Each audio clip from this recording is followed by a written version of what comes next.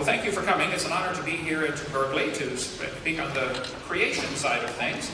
My name is Hovind. I taught high school science 15 years and now do seminars on creation, evolution, and dinosaurs.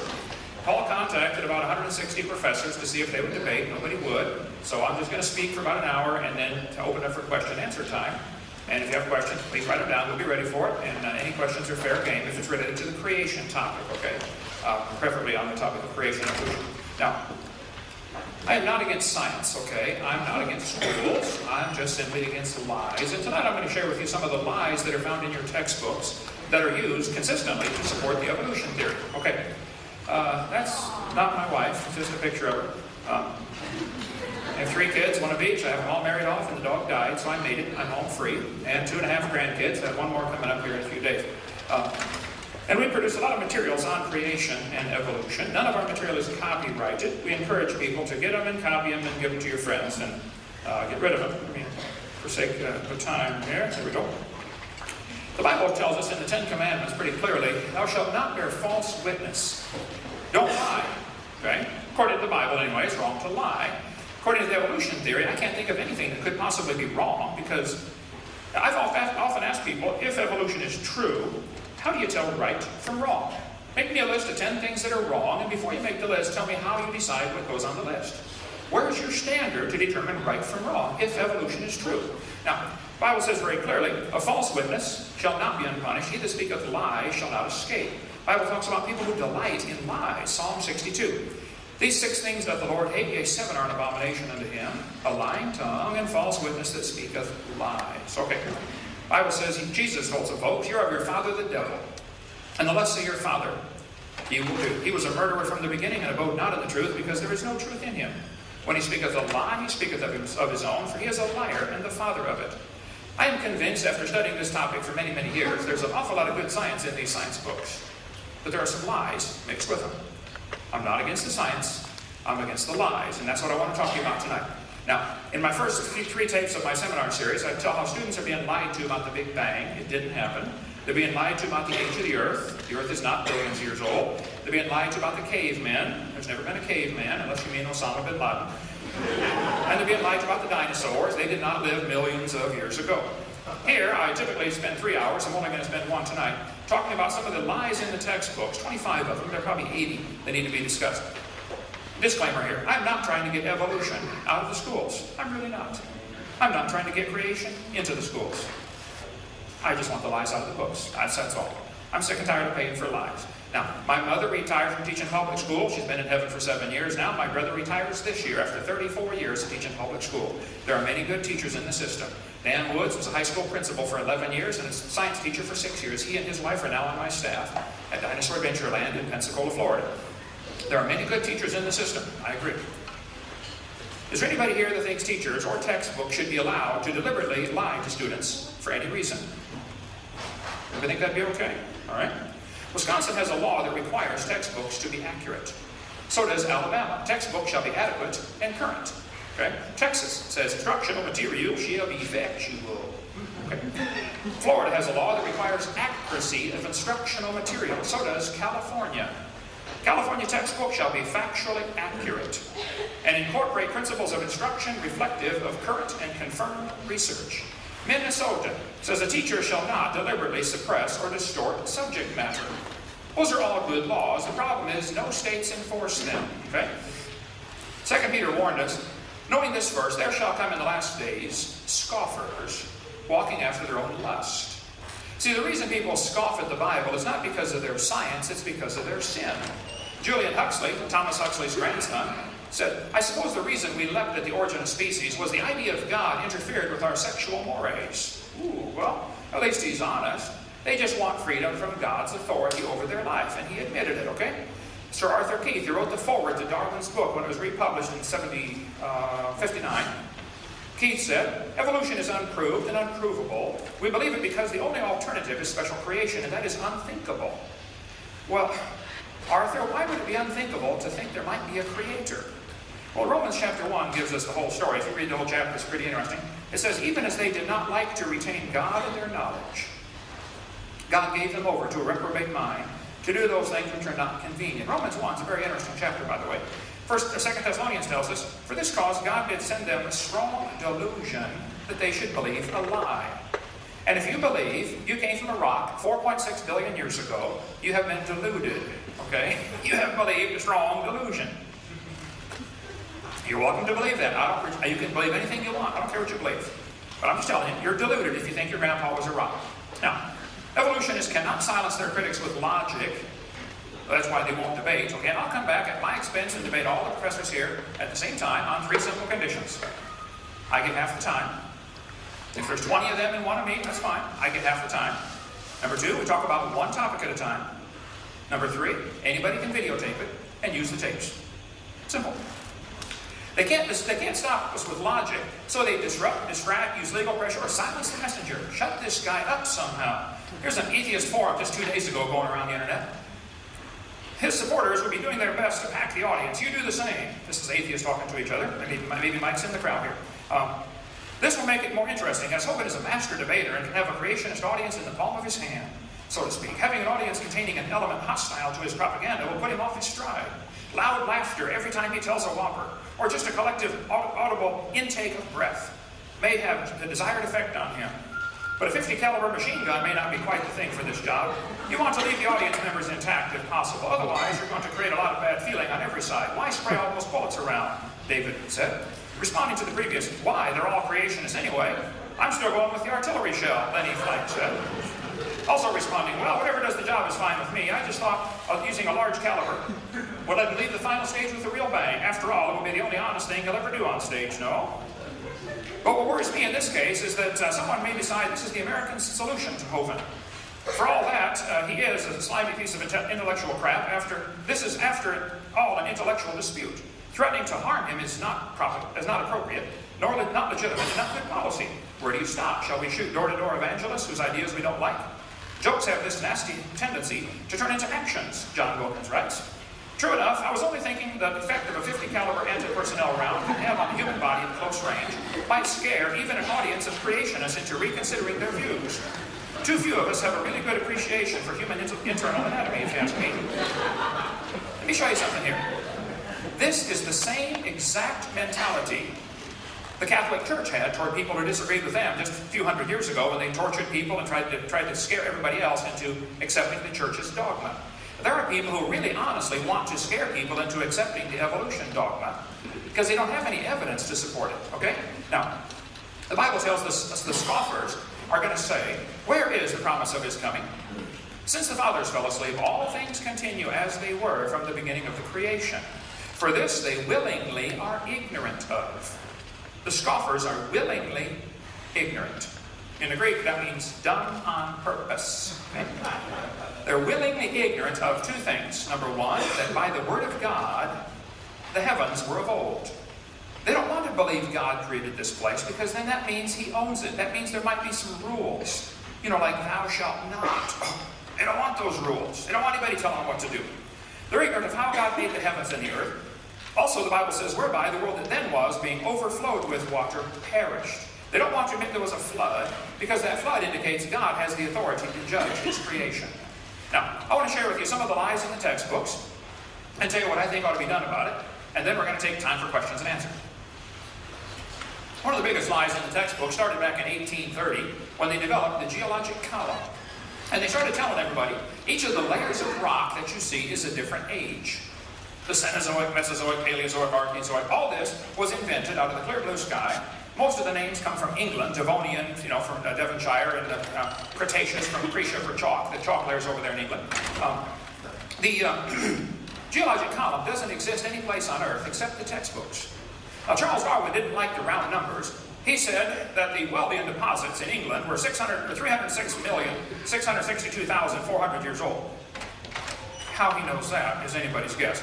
But all over the world, this petrified trees like this one are found standing up, connecting different rock layers. Here we've been teaching the kids for years these layers are different ages, and yet thousands of these petrified trees have been found in the vertical position. Now, I taught earth science for a long time. I'm telling you folks, it's just not common sense to say the layers are different ages if you have a petrified tree standing up, connecting them all. Let me get my hyperlink to work here. Oh, there it is. Okay. There are thousands of these. If you have a brochure you can get for $2, it contains 30 colored pictures of petrified trees standing up, running through many layers of strata. So if somebody tells you the layers are different ages, I say, I'm sorry, I simply disagree. The way science is supposed to work, you get a theory, and then somebody says, hey, here's my evidence for the theory or against the theory. All right? There is ample evidence against the theory that the layers are different ages. This has been known for centuries, that petrified trees exist in the vertical position, connecting layers that are supposedly millions of years different in age. So, I disagree when somebody says the layers are different ages. Now, this is, though, what all of the evolution theory is based on. This geologic column simply does not exist. It's one of the lies in the textbooks. 80 to 85% of Earth's surface does not even have 3 geologic periods appearing in correct consecutive order. It becomes an overall exercise of gargantuan special pleading and imagination for the evolutionary uniformitarian paradigm to maintain there ever were geologic periods. The whole thing is baloney. Even though this geologic column does not exist, that's what changed people's worldview back in the early 1800s. People began to doubt the creation view of history, because that's what was commonly taught in the early 1800s, and they began to believe the Earth is millions of years old. This teaching of the geologic column especially affected a young theology major who just graduated from Bible college to be a preacher. His name was Charles Darwin. Darwin graduated from Bible college to be a pastor at the church in the Church of England. He sailed around on board the Beagle for 5 years, and he collected bugs. While he was sailing around, he brought some books with him to read. He brought Charles Lyell's book that talked about the geologic column, and that's the book that destroyed his faith. It changed his life forever. Darwin later wrote to his friend and said, "Disbelief crept over me on a very slow rate, but at last complete, I felt no distress." He slowly lost his faith in the Bible. As Darwin sailed around the world, he came to these islands called the Galapagos Islands. There he noticed there were 14 varieties of finches. He shot many, many birds. Darwin shot an awful lot of birds. He didn't like birds because he liked worms. He thought it was kind of mean for the bird to eat the worm. So he shot a lot of birds and stuffed them and collected them. Had a huge collection of stuffed birds. And the ultimate environmentalist of his day. Darwin looked at all these birds and said, you know what, I think these 14 varieties of finches had a common ancestor. I bet you're right, Charlie. It was a bird. Well, the Grants went over there and studied it for 20 years.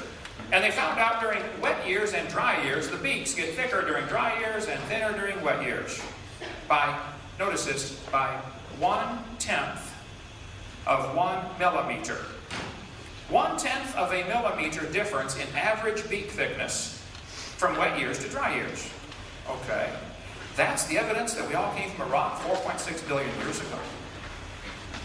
Darwin then wrote in his book, after studying these birds and other things around the world, he said, you know, maybe these 14 kinds of birds had a common ancestor, and that proves that birds are related to bananas.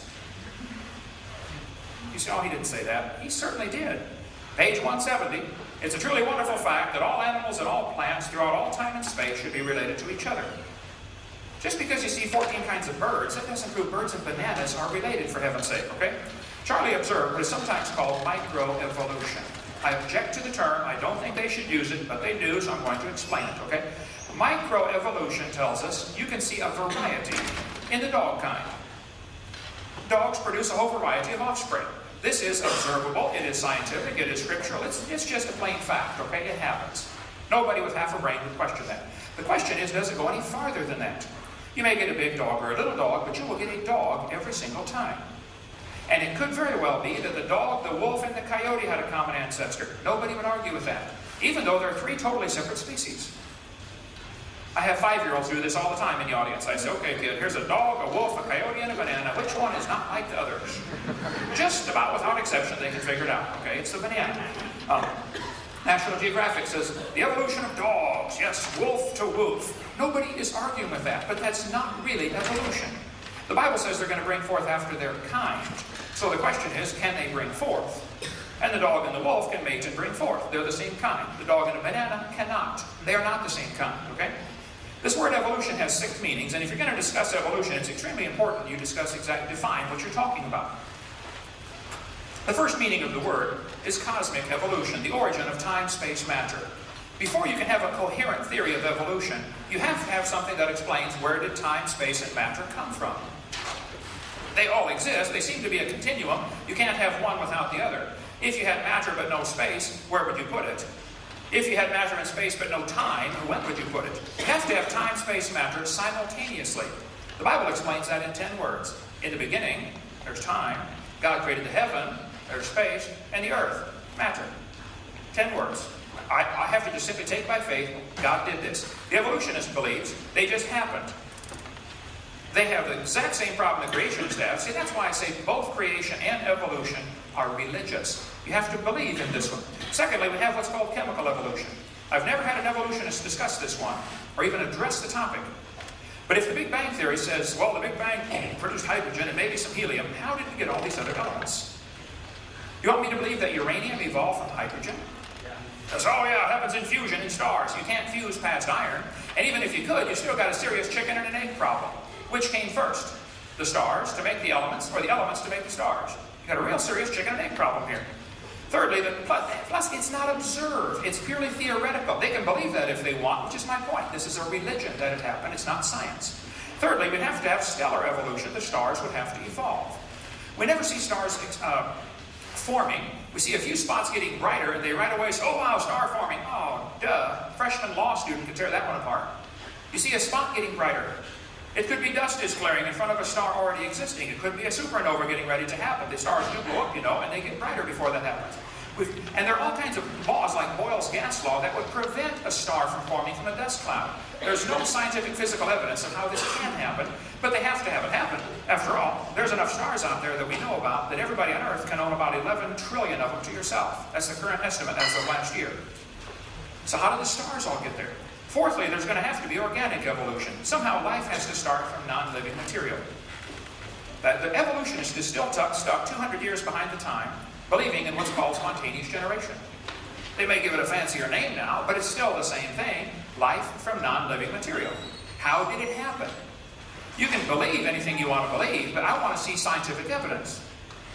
One guy said, well, what if scientists produce life in the laboratory someday? I said, well, they're nowhere close, first of all. And if a bunch of intelligent scientists get together and produce life, then that would prove it takes intelligence to make life, which is what I've been saying all along.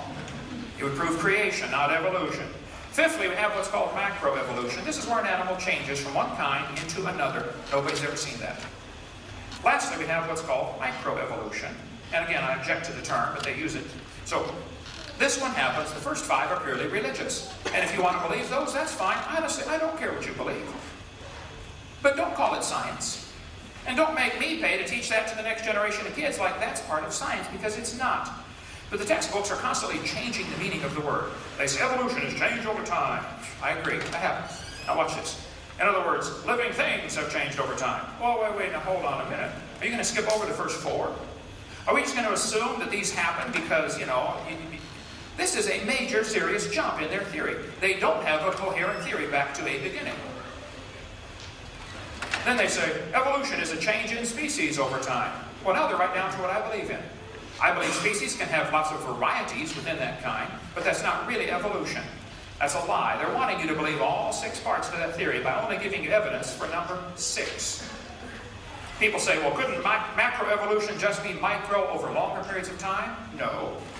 The central question of the Chicago Conference was whether the mechanisms underlying microevolution can be extrapolated to explain the phenomenon of macroevolution. The answer can be given as a clear no.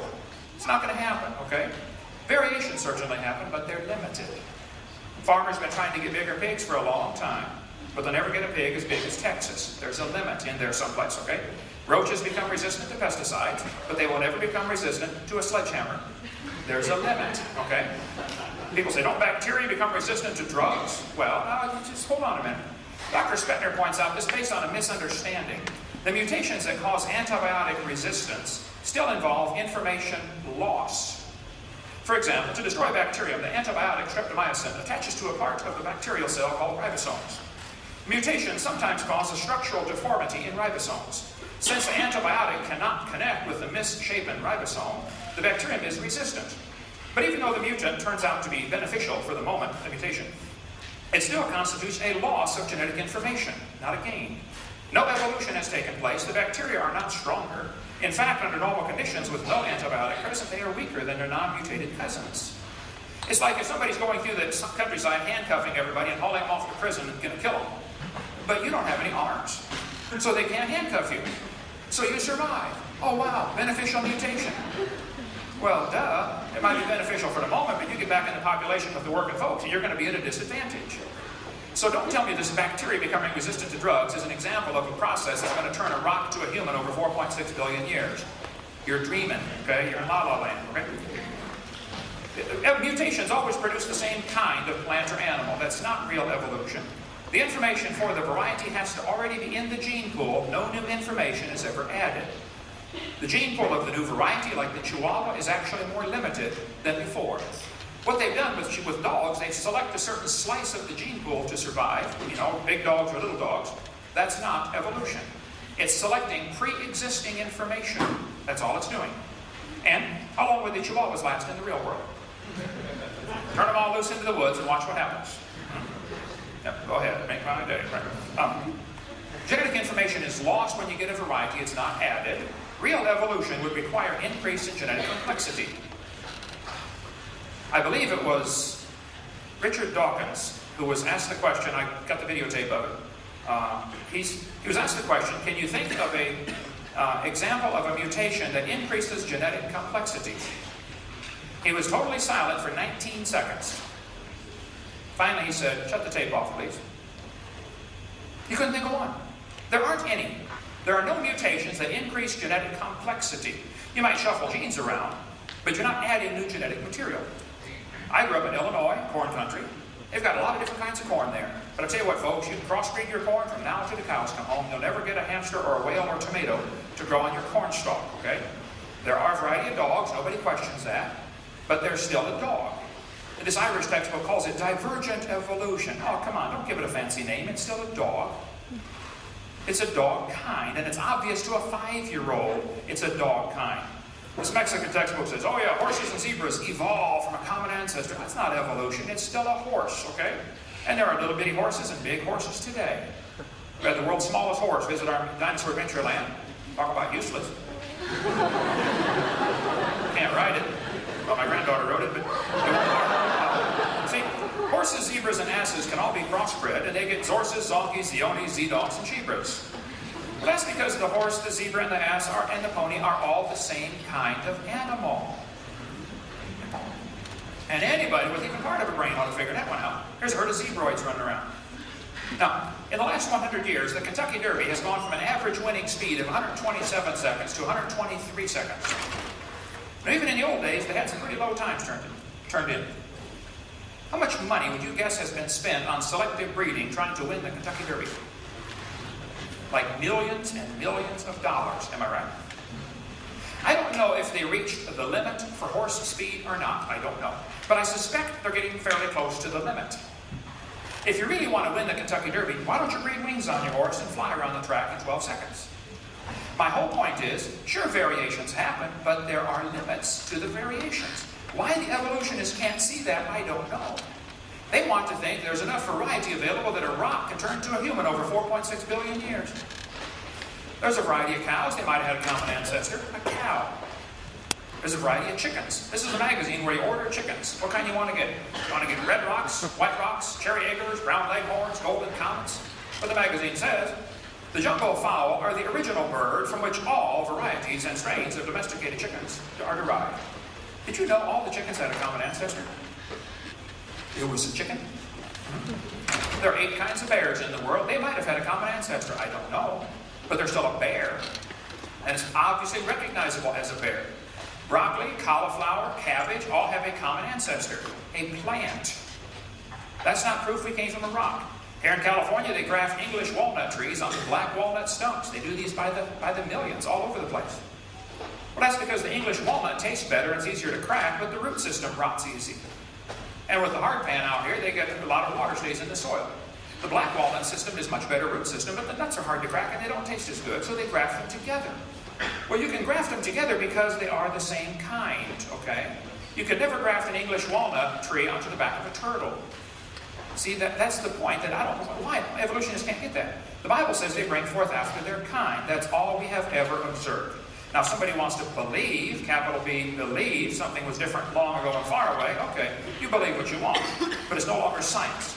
There's no scientific evidence to support evolution except known lies, okay? If real evidence exists, I would like to see it. But I'm sick and tired of paying for lies to be taught. Suppose I had a theory that the moon is made of green cheese. That's a dumb theory, but there's no law against having dumb theories. It's a good thing, right?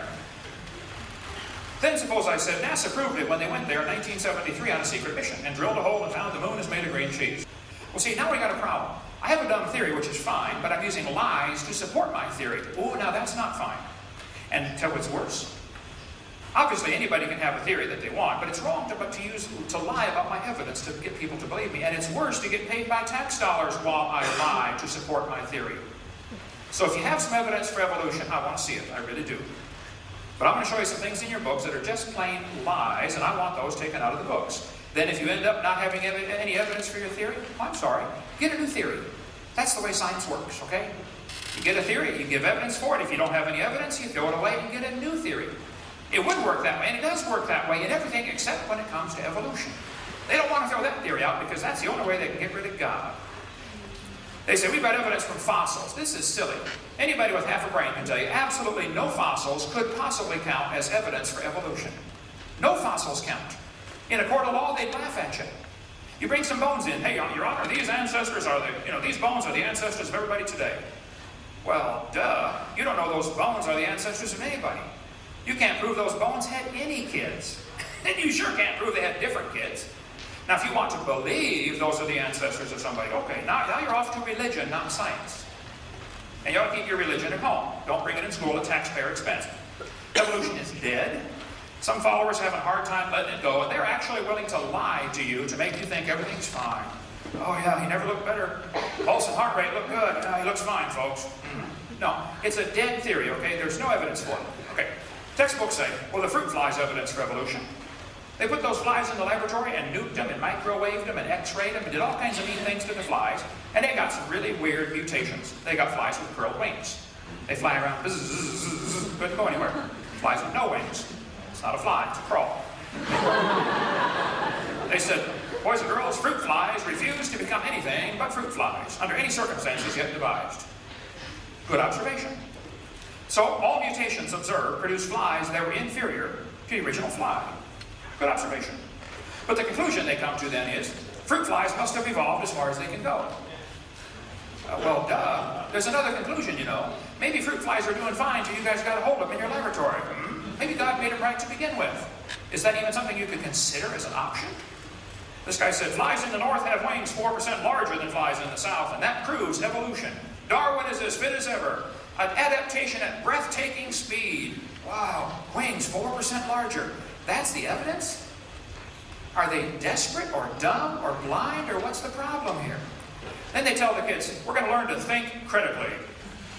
Boys and girls, do you think humans are still evolving? What kind of question is that?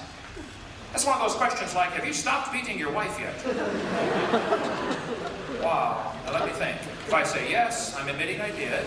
If I say no, I'm still doing it. Hey, did you know it is possible for the question to already have a built-in assumption? The question already has an assumption built in. That's not a fair question. And it's certainly not a question to learn to think critically. That's a Soviet-style indoctrination type question. I would answer this and say, teacher, this question is poorly written. It assumes evolution has happened when it has not. It's like asking the question, why are elephants orange? Well, that's a tough question. Why are they orange anyway? They're not orange. And when they say, do you think humans are still evolving? In other words, you have to believe in evolution to even answer the question. So some kid's going to do this for homework tonight and get it counted wrong next time they meet for class because he doesn't believe evolution even happened. Then they say, how might the dinosaurs' body heat problems have led to their extinction? They got two assumptions in that one. How do you know they had body heat problems, and how do you know they're extinct? You can't prove the extinction of anything. Well, unless you're all places at all times at the same time. Watch video number 3 about dinosaurs. They say, we've got evidence from homologous structures. Oh, what is that? Well, they'll say, boys and girls, you have 2 bones in your wrist, the radius and the ulna. Yep, I see that. And the alligator has 2 bones in his wrist. And look at this, they're called the radius and the ulna. See that, boys and girls? That proves we are related to an alligator. That's what they're telling them. These homologous structures provide evidence that these animals evolved from a common ancestor. A seal's flipper and a human arm have very different functions. I agree. What evidence might help show that both structures evolved from a forelimb of a common ancestor? This is thinking critically. Duh. Maybe they have similar structures because they have a common designer. Is that even considerable as an option? They say, well, we're going to take a course on comparative anatomy. The bird, the horse, and the human have similar forelimb structures. Yes, boys and girls, comparative anatomy provides further evidence of evolution. The commonalities suggest these animals are all related. They probably evolved from a common ancestor. This is a lie. They probably have a common designer. The forelimb of animals is amazingly complex. If you could get a machine to do what your arm does, you'd be a wealthy person. The human arm and forelimb and wrist are incredibly complex. But textbooks all over the world, I was in Germany last week, same thing. They teach the kids, this is evidence for evolution. No, they develop from different genes in the chromosomes. Evolutionists can't explain this and seldom discuss it. Why are these homologous structures coming from different genes? They'll say, oh, it's convergent evolution. Well, then you're making up a story. It's not science. We're going to observe that, okay? Similar design might prove the same designer made him. The lug nut from a Pontiac will fit on a Chevy. You can go try it. They will. That proves they both evolved from a Honda 14 million years ago. See, it's an example of getting good observation and coming to the wrong conclusion. It's true many animals have a similar forelimb structure. I agree. They'll say this, they must have had a common ancestor. Oh, now I disagree. It doesn't prove that at all. This helps prove we all came from a rock. Well, now you're really going off your rocker on that one. They say we've got evidence from development. Yes, boys and girls, the similarity between early stages in development of many different animals helped convince Darwin that all forms of life shared common ancestors. Darwin considered this by far the strongest single class of facts in favor of his theory. Ernst Haeckel, who made up this whole stupid idea, called it the biogenetic law. He said, yes, as the babies develop inside the mother, they go through the stages of evolution again. Fish, amphibian, reptile, mammal. Just memorize the word farm and you got it. It's called ontogeny recapitulates phylogeny. This thing was only proven wrong in 1875. Okay?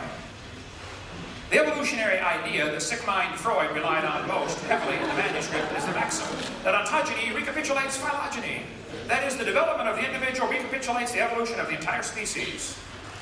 This is what was taught in 1869, started by a guy named Ernst Haeckel. This textbook says, boys and girls, the presence of these fish-like structures in embryos of different species shows these animals have evolved from fish and share the basic pattern of fish development. It's as if the embryo retains a memory of its origins and starts to copy them during its development. These structures persist in adult fish. They say the embryo of a human has gills like a fish. Oh, you gotta be kidding. This is a lie proven wrong in 1875. It's not true. Those little folds of skin in the embryo develop into bones in the ear and glands in the throat. Go study your anatomy. They never have anything to do with breathing. I've seen people that have 5 or 6 chins and they can't breathe through any of them but the top one, okay? Haeckel said the turning point in his thinking was when he read Darwin's Origin of Species in 1860, the year it got translated to German. Haeckel wanted to find some evidence for evolution. He liked the theory. A lot of people do because it, gets rid of God. So Haeckel said, we got to find a way to get some evidence for this theory. 9 years later, there still was no evidence. So Ernst Haeckel decided to help out. He was an embryology professor at the University of Jena. He had access to drawings of embryos of all kinds of different animals. That's what he taught. So he faked his drawings. He took a human and dog embryo and changed them and made them look alike. He made fake drawings of these embryos from all different animals. Here is a chart that Haeckel used. He traveled all over Germany and just about single-handedly converted the Germans to believing in evolution with his fake drawings. Now, here's the top. On the top is Haeckel's drawings. Underneath are actual photographs of those creatures. I guarantee, Paul, are they still teaching the embryology at Berkeley here as evidence for evolution? I don't know. Does anyone have a biology text? Anybody have a biology textbook? Biology textbook? I'll give it back. See if they're still teaching that. Okay? Well, 2 years ago they were. Right? 2 years ago they were. It was in the standard text. In the standard text here at Berkeley, embryology is evidence for evolution. They don't do it. They don't teach that. It's wonderful. Haeckel was tried by his own university. 6 professors held a trial. He confessed and said, well, I should feel utterly condemned were it not that hundreds of the best observers and biologists lie under the same charge. Everybody else lies, so I can lie too. This biogenetic law has become so deeply rooted in biological thought it cannot be weeded out in spite of its having demonstrated to be wrong. The biogenetic law is as dead as a doornail. Richardson at St. George's Medical Hospital in London said, Hegel confessed drawing from memory and was convicted of fraud at the University of Jena, but the drawings persist. That's the real mystery. They still keep teaching this. 1998, Pensacola, Florida, University of West Florida, was still using Hegel's exact chart. The exact chart Hegel drew is still used in the textbooks 125 years after it was proven wrong. Darwin wrote his book in 1859. Hegel faked the drawings in 1869. It was proven wrong in 1875, but they still teach it in textbooks all over America. Now, if they're not teaching it here at Berkeley, yay, I'm proud of you. It's about time. But this is the type of thing I'm talking about. They're using lies to support their theory. I debated Kenneth Miller, who teaches at Brown University, Rhode Island, on the radio. Debated him for 30 minutes. He won't do it again. I said, Dr. Miller, why are you still teaching embryology as evidence for evolution in your textbook? You know that was proven wrong 125 years ago. He said, yes, and we're going to take it out of the next edition. Oh, it's about time. Now, I know it takes a while for textbooks to get up to date, but I think 125 years is long enough. But I checked his 2000 edition, and it was still in there. I don't know if it's in his 2004 edition or not, okay? But here's a 1998 edition still using the embryology as evidence for evolution. This one says, they have common ancestry because the presence of gills and tails, okay? Here's a 2000 textbook teaching biology is evidence for evolution from fish-like structures, okay? Here's a 2001 junior high textbook saying the similarities provide evidence that these three animals evolved from a common ancestor because of the tiny gill slits. Here's another 2001 Hope biology textbook saying they have gill slits, proof for evolution. Another one, 2001, another page says the gills of fish is evidence of evolution here. This is a college textbook used in Rutgers University. It says, similarly, because humans and fish embryo resemble each other, because humans and fish share a common ancestry. They have tail and gill pouches. Interesting. 2004, this year, Hope biology textbook, says the evolutionary history of organisms is seen in the development of embryos. Folks, this is a lie. Now listen, if you have evidence for evolution, I would like to see it. Honestly. But I'm sick and tired of them teaching lies to support their theory. Where's the real evidence? Here's 2004 biology textbook saying these shows these organisms must have a common ancestor. What? Similar forelimb structure and gills? Evidence from anatomy? Evidence from embryology? Look, if you got evidence, show it to me, okay? But don't lie to me. This textbook says we have a 5 to 6 week human embryo. Then it says by 7 months, the fetus looks from the outside like a tiny normal baby, but it's not.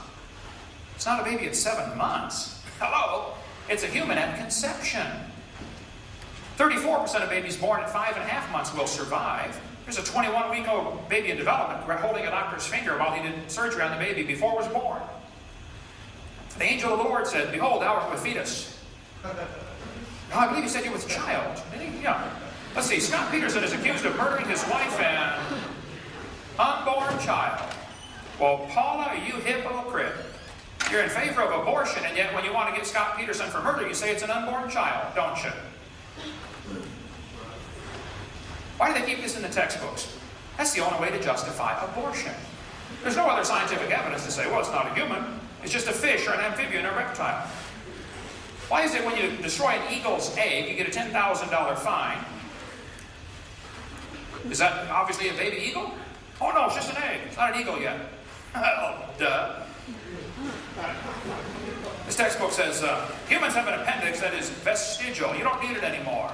That's a lie. You need your appendix. It's part of your immune system. That's been known for years. The appendix is one of the sites where immune system responses are initiated. Now, if you do have your appendix taken out, you can still live, I understand, okay? But you've got a much better chance of getting quite a few diseases. You can live without both your arms and both your eyes and both your legs and both your ears also. It doesn't prove you don't need them. The argument for saying, well, you don't need it, therefore it's proof for evolution, that's a stupid argument. Now, come on. Okay? That's losing something, not gaining something. This textbook says, the whale has a vestigial pelvis. Many organisms retain traces of their evolutionary history. For example, the whale retains pelvic and leg bones as useless vestiges. The National Center for Science Education, right here in Berkeley, California. Dr. Jeannie Scott is the president now. Well, she came tonight. She was invited. I want to take him to lunch today. Honestly, I'm a nice guy. We had lunch, it was a good time. Okay, yeah. Andrew Carnegie left a bunch of money behind to start this organization to keep evolution in the schools and keep creationism out. Here's the homepage of the National Center for Science Education. It skips right back there. He works there. You can verify this. Welcome to the homepage of the National Center for Science Education. We are a non-profit, tax-exempt membership organization working to defend the teaching of evolution against sectarian attack. We are a nationally recognized clearinghouse for information and advice to keep evolution in the science classroom and scientific creationism out. That's why they exist. That's perfectly fine, if they're not using tax dollars to support this agenda. Here's the brochure put out by the National Center for Science Education in the storefront building right there in downtown Berkeley, a few blocks from here. They say, is this how the whales evolved? From bossy to blowhole? Did a cow evolve to a whale? Oh, there's only a few differences between a cow and a whale, you know. The address is now actually in Oakland. Oh, it's in Oakland now. Okay, I'll change that. Fix it. Okay. Yeah. Whales have a vestigial pelvis and leg bone that serve no purpose. They have hind limb bones that have no function. Just imagine whales walking around. It's true. Well, these are the bones they're talking about right there. Just about all large whales have these bones in their abdomen. Just imagine the whale walking around. You know, I have tried to imagine it, and I just can't. Yep, here it is. The whale's pelvis is located far from the vertebra and has no apparent function. The whale's pelvis is evidence of its evolution from four-legged land-dwelling mammals. Folks, this is simply a lie. Those bones in the whale's abdomen are special bones that have special muscles attached to that allow the whales to reproduce. Whales are pretty big, you know. They just simply can't have more baby whales without a little assistance from these special bones and special muscles.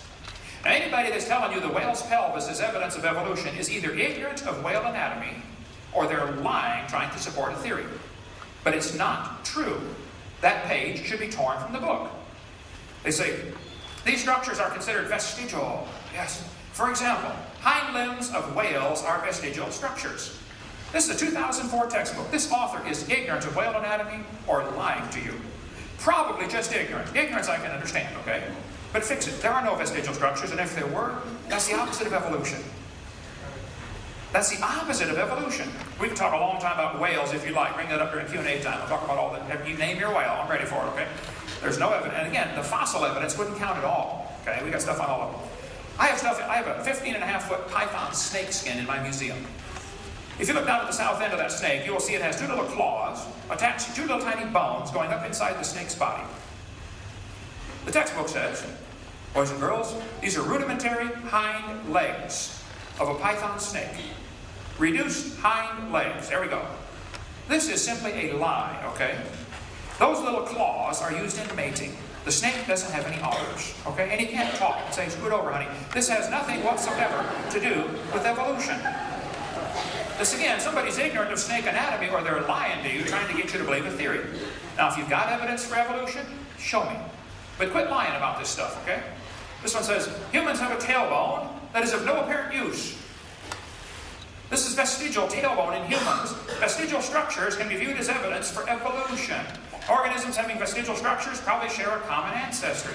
This is a lie. There are 9 muscles that attach to the tailbone, without which you cannot perform some valuable functions. I won't tell you what they all are, but trust me, you need those muscles. And I've told people for years, if you think the tailbone is vestigial, I will pay to have yours removed. Okay? Bend over. They say, well, this baby's born with a tail. Look at that right there. That's not a tail, okay? There's no bone, no cartilage. It's not even lined up with the spine. It's a growth in the skin. It's simply fatty tissue. It's not a tail. Don't tell anybody it is, okay? This guy says the coccyx is a small bone at the end of the human vertebral column. It has no present function. And it's thought to be the remainder of bones that once occupied the tail of a long tail of a tree-living ancestor. This is simply a lie, folks. A tail would be very handy to have, right? Now, if there's evidence for evolution, I honestly would like to see it. I've been offering $250,000 for evidence for evolution. Now, people will pick on the creation theory and say, well, how can you get those animals on the ark and blah, blah, blah. You can pick all you want. But listen, I'm not asking for the creation theory to be taught at taxpayers' expense. They are asking for their religion to be taught at taxpayers' expense. So the burden of proof is on the evolutionist, not on the creationist. We don't have to prove our theory. If all the taxpayers start paying for it, then we'll have to prove our theory. Meanwhile, burden of proof's on you. So I'll take any questions. If you think there's some evidence for evolution, I would like to see it. We're going to have a short break here, give you a chance to go potty, get a drink. But if you have some evidence, honestly, I would like to see it. Okay? But this it almost always degenerates into an ad hominem attack on me. I'm not the issue, okay? Where's the evidence for evolution? Because that's the theory being taught at taxpayer expense, okay? Thank you. My name is Josiah. I'm an astrophysics student. My question is, can you give a scientific definition of a kind? Not examples of what different kinds are, but as definition that can be applied universally. Well, the Bible says if they can bring forth, they're the same kind. I don't know that I could define exactly where the kind border is in every place, but keep in mind, the question is a little off topic because the creationists are not asking for their view to be taught. The evolutionists are asking for their view to be taught. And I think it's obvious to anybody involved in any genetic experiment or anybody breeding cows or corn, there are limits to the variations, which is what I brought out. So I don't think the burden of proof is on the creationists to necessarily prove what a kind is. However, with keeping that in perspective, the burden of proof is on the evolutionist. Now, I think that since the Bible says if they can bring forth, that is, reproduce, they're the same kind, it could be that animals have diversified, like Alaska rabbits and Florida rabbits can no longer interbreed. Okay, but they're still obviously the same kind. They could originally interbreed. So I will say the definition of a kind is those that in the original creation, 6,000 years ago, were able to cross, to mate and bring forth. Rabbits can mate and bring forth, but they can't mate and bring forth with a dog or an elephant or a whale or a banana. I think in 99.9% of the cases, it would be obvious to a 5-year-old which animals are the same kind. There may be a few tough cases, understand, and that's a good place for biology to do research. But the fact that there are a few places the creationists may not be able to define does not prove we all came from a rock 4.6 billion years ago, to keep it in perspective.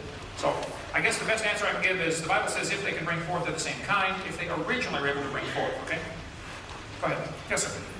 Hi, my name is Stephen Guest, and I'm an economics and history major. And I was interested in your response to this. Your main approach seems to be from a public policy perspective, insofar as you believe that evolution is given an unfair advantage in public schools and creationism is not. Oh, no. Let me take one part of this question at a time, so it'll be too convoluted. If it's as far as public policy, I'm just simply saying it ought to be not only public policy, but common sense. We shouldn't lie to kids for any reason. So, no, it's not a matter of I think creationism is not giving a fair response. I think evolution is I think lies are being taught to support the evolution theory, so don't misconstrue my position. Okay? I accept that. Okay. Given that, I would also like to say that science, as I was taught in school, tends to believe in theories. And insofar as I can explain that, I'd like to say this. Newtonian physics was believed by Sir Isaac Newton to be the explanation of the motion of bodies. At a later point, Einstein found the theory of relativity better explained and explained why Newton was true. So science, you could say, has a series of theories which we teach of a certain paradigm to students. And at a time when a theory becomes disproven, we therefore explain, okay, why were elements of the previous theory correct? Now, I don't see why the theory of evolution being taught in the schools is wrong, because if there was a possibility that the scientific method, for example, proves the theory of evolution wrong, why would we not simply displace the theory of evolution just as Newtonian physics was? Right, so let's take one part of the question at a time, because it'll get too convoluted, okay? I did not say that evolution should not be taught. I said lies should not be taught. My whole point was, the evidence for evolution is all lies. Stop teaching the lies. I never said evolution should not be taught. So you're building what's called a false dichotomy here. It's not the choice there, okay? But how is it a lie? I didn't say evolution's a lie. No, I said how is the evidence a lie? the evidence as I showed you tonight. The gill slits, everything Those I aren't showed. lies, those are theories. Like, I don't get why you call it a lie. Like, I don't see how it's called a lie. The textbook teaches the kids that the embryo growing inside the mother has gill slits. Okay. That is not true. That is a lie. Stop teaching that. If they tell you the whale has a vestigial pelvis, it's not needed anymore, that is a lie. Stop teaching that. If they tell you the python snake has vestigial hind legs, it's proof for evolution, that's a lie. Stop teaching that. Now, if you end up with nothing left to support your theory, well, I'm sorry. Get a new theory. That's the way science works, okay? Okay, but I What- consider what lie happens- ad hominem attack, which you were saying that you don't prove though. No, I didn't Because say... lie implies intent. You're misconstruing here. I did not say evolution should not be taught. I said they shouldn't use lies to support their theory. How many heard me say making that? a value judgment about what a lie is. Making that value judgment puts you in a position of construing their intent. And by doing that, you're making that hominem attack. Just logic. I said 5 or 6 times tonight, either this author is lying or he's ignorant about the truth on this. He's ignorant about whale anatomy. How many heard me say that? Okay? He's either ignorant or lying. Either way, it's not true. It ought to be taken out of the book. Your opinion is not true. My opinion's not true.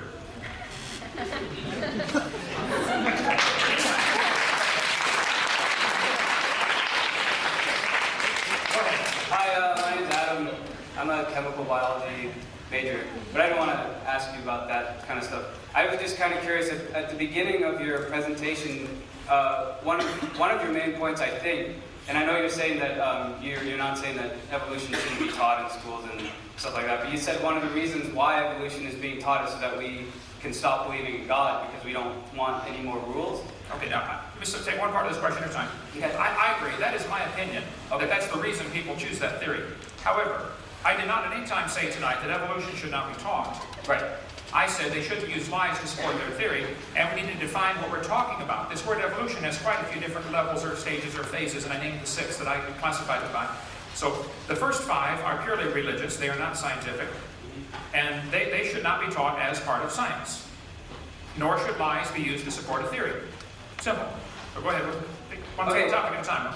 Okay, so I was just wondering, like, if you would be in favor of any type of creationism, or specifically like Christian Bible-related creationism. I mean, what if there are other sets of rules, but they don't happen to be the Christian Bible set of rules? Okay. Is your question, am I in favor of the Christian set of rules or Bible being taught in schools? Is that what you're implying? No, just that. No, I'm not even really concerned about whether or not it should be taught in schools. I was just curious about your opinion on this matter. I, without question, believe the Bible is literally true and scientifically accurate. I believe the Bible is right in every respect. I believe that is the basis for the foundation for our moral system. That's the foundation for our country 225 years ago. But I'm not asking for that to be taught in the schools. Right. So the burden of proof is not on me. Right. No, I was just asking your opinion on that. Sure. No, I believe the Bible is true. And So I if you were to have a creationist school, right, where it was taught, would it teach all kinds of creationism or simply Christian creationism? Well, I don't think it's possible to have any type of school without some kind of morals being introduced. Just teaching in general automatically implies morals. You can't say this is wrong or 2 + 2 is 4. Right. That's your opinion. Right. Okay. But I'm saying, what if you have one moral system versus another moral system? Well, that's why the bigger question comes up. Should we have public schools, number 1? Okay. If we should have them, if we should even have them, then what should be taught? I mean, in a Muslim school, they're going to teach the kids one thing. In a Buddhist school, they're going to teach what they want taught.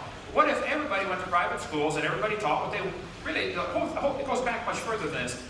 Who has the responsibility to educate? It's the parents, not the state. When you descend into a state-run institution, the state's going to impose their morals. And what we have here is a state institution imposing their morals. So really, all the parents should educate their children, or if they want to get together in a collective school of Mennonites or Amish or Buddhists or Catholics, then they can have their own school. But what's happening here is all of the taxpayers of all faiths are being required to pay for one religion to be taught, evolution. I'm against it. That's what's not fair about it. Anybody else feel the same way? Let me say this. If somebody wants to teach evolution in schools, they should do it in a privately funded school where the kids have to pay and come learn it, and they can teach whatever they want. Okay. And do you think, this is just an additional question, do you think that the theory of evolution and having religious beliefs of any kind are completely mutually exclusive? I think that the biblical view of creation and evolution, depending on, you have to define evolution now. Are you talking about little microevolution, like I mentioned tonight, variations within the kind? I'm talking, just say, like the kind that is taught in schools, as far as the development of, like what you were talking about earlier. Okay, as far as the development of life forms today, from different life forms, animals changing to a different kind, where's the evidence for that? Who has ever seen a dog produce a non-dog, or a cow produce a non-cow? Yeah, that's not what I meant. I wanted to know, like, whether you think evolution and a faith in Christianity can be, whether they're necessarily mutually exclusive. Okay, again, you have to define what you mean by evolution, but right. I think that the first 5 kinds of evolution that I mentioned tonight are purely religious and are indeed contradictory to the creation view. There's no evidence for evolution anyway, so why would we compromise a perfectly good Bible with a dumb theory that has no evidence to support it? I would not accuse God of using a process like that. Okay, God did not use blind chance, misfits, and death and suffering. It's certainly not the God of the Bible. I'll say that, okay? Right. But you have to presuppose a Christian God in order for that to happen. Correct. I agree. Okay, so you're presupposing a belief in Christianity. Right. That is my belief, and if somebody wants to believe that these first 5, they're welcome to believe them. However, they are not part of science. This is part of their religion, and that should be taught in private schools at private expense. I shouldn't have to pay for that to be taught like it's part of science. But right now, that is being taught as if it's part of science. So what is science? The word science means knowledge. That's the single word definition of it. The more expanded definition is knowledge gained by observation, experimentation, and testing. You can look it up in any dictionary before, about 10 years ago, when they tried to change it. So knowledge is a way of knowing, you know. Every dictionary for the last 200 years has listed science as knowledge and knowledge gained by observation, testing, and experimentation. We have no testing, we have no observation, we have no experiments to show us dogs can produce non-dogs or dogs came from non-dogs. Now, if somebody wants to believe that, they left science and went to religion, which is fine, but do it in a private school. Okay? Thank you. Skip, I'm so glad you came tonight. I am too. I'm glad you're here too, Ken. Are you really? Are you serious? My name is Skip Evans. I major in anti-creationism at the University of the National Center for Science Education in Hovind, California. I honestly am glad that you came, Ken. And what I'm actually really happy about is to see so many science majors in the audience, because you need to hear his message. You need to know what this man is talking about. Because when you go off and become university professors, you're going to call us up and say, some kid brought this book in written by a guy named Ken Hovind. What is this stuff? You're getting the lesson here tonight. So I really am. I think you should speak at a lot more universities and a lot less churches. Okay. Now, that being said, here's my question. What I have here is a little comic book I'm very familiar with called Big Daddy. Yes, sir. Distributed here tonight. I understand that you helped rewrite it. I did. Jack Chick wrote that originally. He called me and said, would you update this? It's 20 years old. Yes. And what I'm looking at here is a diagram, a very misrepresentative one, but let's ignore that for the time being, of human evolution. And under Lucy, which was an Australopithecine, I believe Afarensis, I think so? Afarensis. Very good. And there's this thing. I got on my shirt, I cheated. Yeah, look at it. There's a statement here with a little asterisk that says, for details, watch part 2 of the Creation Seminar series by a video by Dr. Ken Hovind. The caption underneath Lucy says, nearly all experts agree Lucy was just a 3-foot-tall chimpanzee. Could you give us the names of the list of those experts who think Lucy was a chimpanzee? And I mean real experts. I don't mean John Woodmore, who's, obviously a creationist. I don't mean Henry Morris. Hold on a minute now. Who are the experts that think Lucy's a chimpanzee? Did I just hear you say or imply strongly that if you believe in creation, you're no longer capable of being an expert? Is that what you implied? Who are the people who actually studied Lucy, the paleontologists, who concluded that she was a chimpanzee? Okay, let's see. Let me tell you a little bit about Lucy here. Donald Johanson, Australopithecus afarensis, listed as evidence for evolution. You're avoiding the question. Who are the experts that say Lucy is a chimpanzee? No, I'm answering your question, okay? I want to give you the history behind Lucy. I don't want the history. I want you to answer this question. Who are the experts, Ken? Or are you willing to say, okay, maybe we were wrong on this one and we need to go back and correct our little comic book? Let me finish your question, okay? I will answer it. Now, if you want to preach to a crowd, Skip, you got to get your own crowd. See, atheists can't get a crowd like this together, okay?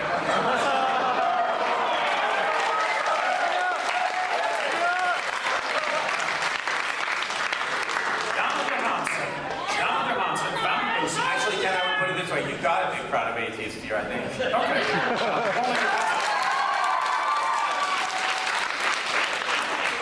Donald Johanson was sent to Africa specifically to find evidence for evolution. He found Lucy 2 weeks before his grant money ran out. It's a well-published fact. You're wrong. You're wrong right there. You're misrepresented. He didn't go to find evidence for evolution. He went to find evidence for hominids. The National Geographic labeled it Lucy's knee 5 times. It was not Lucy's knee. It's found 1.5 miles away. 200 You're feet wrong, away. Ken. You're distorting the facts. That's not true. When Donald Johanson answered that question, he misunderstood what the question was. Somebody asked him, where did you find the knee? He found 2 knees. A complete knee was found with Lucy. He also found a second one 1.5 miles away. Right. When he answered the question, he thought it was about the second knee, and that's why he said it. This is so documented. It's all over the web. You keep repeating the same stuff over and over again. You totally missed what I said. I said National Geographic labeled that as Lucy's knee, and it's not Lucy's knee. Was Okay, it? so, no, it wasn't. Thank you, sir. Now, let me finish answering your question. Now, What did Donald Johanson say? Did he find Lucy's knee? Did he find a knee with Lucy? Yes he or may no? have, okay? If you find a bunch of bones in a pile in the dirt, you can't prove any of them came from the same Ken, mountain. will you answer the question? I am. Okay. Let's see. I don't want Marvin Lubenow. No. An orangutan foot and a human foot are very different. Answer the question, Ken. Okay. Charles Oxnard studied Lucy with a computer multivariate analysis. He measured every bone, the length, the width, the height, the density, the circumference, did a comparison, and he said, the various Australopithecines are indeed more different from both African apes and humans in most features than the latter are from each other. He said it's not a missing link. And his study has been rejected by all of the paleontologists who are qualified to answer it, have rejected his study. Now, we've got one guy. Who are the others? One thing at a time. Nearly all experts. Who are the rest of them? One thing at a time. Which is why I'm glad to do a debate, but I want one topic at a time. Okay. You said, I'm answering the question. You said, is Charles Oxnard an evolutionist? He's not a paleontologist. So, did you imply by your last statement that anybody who doesn't think Lucy was a missing link is not qualified to talk about the subject? No, all I'm saying is I want you to answer the specific question. Nearly all experts. Who are these experts? You got one guy who's not a paleontologist. He's not a recognized. He's not even recognized in the field. Who are these other experts, Ken? Will you go ahead and correct us? Is it possible for a person to be an expert in paleontology and not believe Lucy was a missing link? I don't want to take up any more time, but I don't want anyone to miss it, that it was a basic, simple question on a claim that he published that he has no answer for. Okay, I have an answer.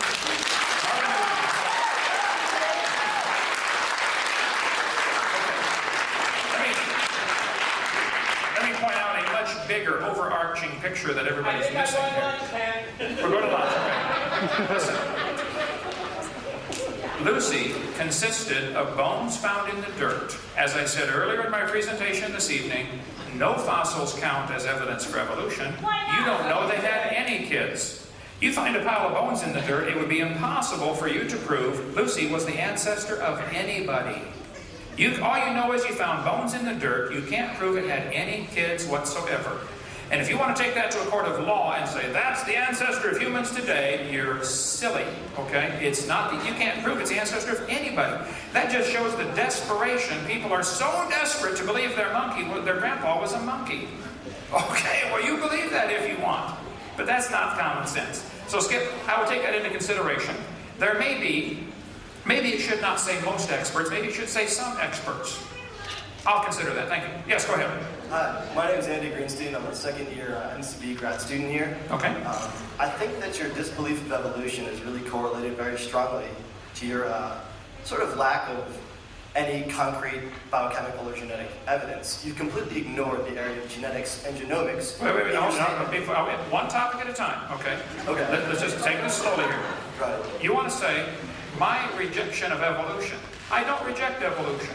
I accept microevolution. I think it's a lousy term. I think variations happen. Sometimes some pretty bizarre variations. Great Danes and Chihuahuas, if you want to call that evolution, I agree, that happens. Now, I reject anything that's not scientific. We don't have any scientific evidence that a dog ever came from a non-dog. So, you need to define what you mean by evolution. I don't reject evolution. How about your statement that genetic information is never introduced into the gene pool? Could you just make that statement again? I said there's no new increased genetic complexity. Do you know of any examples where a mutation or evolution has happened that has resulted in an increase in genetic complexity, which would create a new kind of animal? Give me your example. Yes, I do. There's a Let's couple. The first of all is a transposon. It's a genetic element that's mobile between species. They exist in corn, they exist in bacteria, and they often include functions like beta-lactamases. Beta-lactamases are new enzymes that bacteria never had, but are now introduced to break down penicillin. It's a new function, it's introduced by a mobile genetic element, and it adds a level of complexity. The second Wait, example it's introduced. How is it introduced? the genetic element is actually mobile. It can be introduced either by phage transduction. These are small viruses that carry genetic. So this happens naturally? Naturally, yes. Okay. Does this transmitting this new information by some natural means, as in like a virus puts this new information into your gene code, is that passed on to the next generation? In humans, yes, and in bacteria, yes, and in corn, yes. Is it beneficial? In the case of this example, yes, and in most cases, yes. Okay. Is it an example of something is that sufficient evidence for you to believe that a rock can turn to a human over 6 billion years? I never said that rocks could change into humans. If you want to ask a question, wait in line, please, okay? Go ahead. I was going to say that I'm not trying to propose that rocks can become humans. I'm thinking about evolution in terms of organisms and living things. Okay, right? so what I'm saying is that complexity can be introduced into a gene pool by mobile genetic elements that I don't think you really understand. No, I do understand, but listen carefully. You understand transposons? You Should name the 3 types of transposons then? Just listen. You are missing the point. What I showed tonight in my presentation is not all the evidence. No, I showed there are six. Evidence. There are 6 types of evolution. You're wanting to skip the first 4. You're wanting to start with living things and say that these DNA sections can be transferred. We'll start earlier. Back it all the way up. Where do you want to start?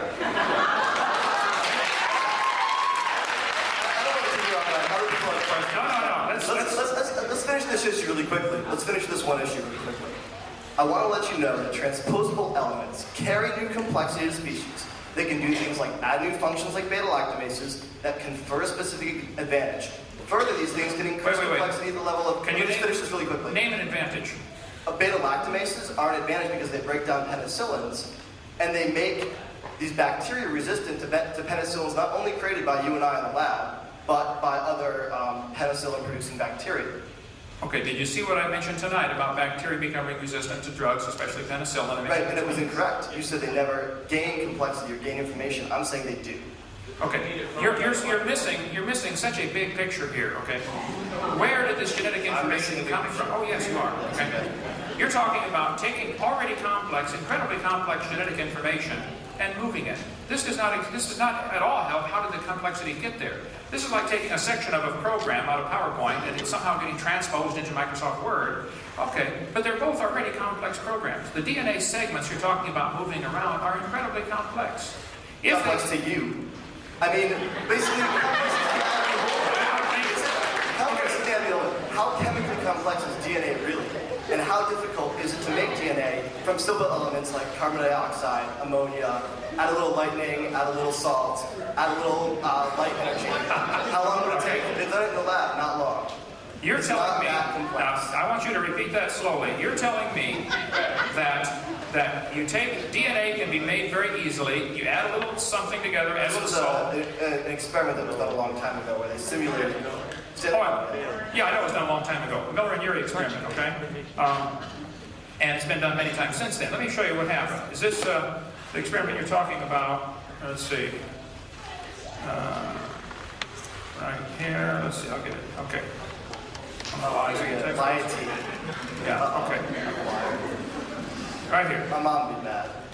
You're telling me you take a few gases and you run them through an electric spark and you're going to get the element. You think it's simple to make a DNA. That was your statement, I believe. I'm saying it's not that complex a molecule in the grand scheme of molecules we've seen exist in the universe. The DNA is not that complex of a molecule in the grand scheme of things. Is that what you said? Yes. Okay. They used methane, ammonia, water vapor, and hydrogen in this experiment, purposely excluding oxygen. And I'll explain why. This textbook says he discovered the bottom of the flask had a red goo that was rich in amino acids. Well, They didn't come close to making life. He excluded oxygen because he knew if there was any oxygen, it would oxidize whatever was created. The problem is, you can't get life to evolve with oxygen. Okay, it's going to oxidize it. It's going to break it back down. Now, amino acids that try to combine are going to oxidize. The problem is ozone is made from oxygen, and ozone blocks UV light, and UV light destroys ammonia, and that's one of the gases he used. So you can't get life to evolve without oxygen. Your chemistry is way off. What I want to get back to is the transpose Don't make an accusation I want like to get that. back to what I was talking about in the first place and stay on topic. I'm telling you that there are elements of DNA that add complexity. I'm telling you that small morphological or small genetic changes encoded by these transposons can result in large morphological changes and even differences as drastic as mating type preferences, you know? Okay, now let's slow down, take this a little bit of time. You're telling me that DNA can be moved from one type of animal to another through either viruses or mosquitoes, or wherever you want to move it, okay? And this results in a new kind of animal that is going to be, that process is sufficient to explain how a simple thing like what we consider simple like a paramecium can turn into a different kind of animal like a whale or something else over billions of years. This is that what only you- hard for you to imagine because you don't understand it. That's what I'm going to finish with. Wait. I mean, it's hard for me to imagine because I don't understand Transition, it. It's not an insult. I'm saying No. a lot of people don't No, understand. I'm trying to understand it. But see, you're missing such I a should big let somebody point. else take over. Okay, This but is- you're missing this such is a big good. point. The point is, what you're referring to is something that is purely religious. You don't observe this. No, there's certainly observations. It's absolutely religious. Nobody observes any animal turn to a different kind of animal. Now, if you want Thank to you for your believe, time. okay, if you want to believe that, that's fine. But don't call it science. Go ahead. Hello, hi, my name is Victor. I'm a third-year integrative biology major. Okay. Where to begin? Just anywhere you like, Victor. Calm down. Take a drink. You'll be fine. Okay. Okay, so first of all, let's start from the beginning. You do not believe that the Earth is billions of years old. I don't believe the Earth is billions of years old, but that's not what I covered tonight. I covered the evidence for evolution has all that's been presented so far is lies. Where's the evidence for evolution is what I was asking for tonight. Well, you were citing your belief that the Earth was not very old as evidence that evolution is not true, because evolution is based on the assumption. No, I didn't cite that at all. You misunderstood, Victor. I never said the Earth is not billions of years old, therefore evolution is not true. What I said is, all of the evidence used to support this theory of evolution has been proven wrong. Where's the real evidence? I do happen to believe the Earth is not billions of years old, but that is unrelated to the discussion. Even if it was billions of years old, that's no help for the evolutionists. That's only the first obstacle they have to overcome. Now, if you want to discuss the age of the Earth, we certainly can, but keep in mind, I am not asking for my belief to be taught at taxpayers' expense. They are. So, the burden of proof is on the evolutionist, not on me. But go ahead. Okay, fair, but in order to explain evolution, you would have to believe that the Earth is billions of years old. That's what I said.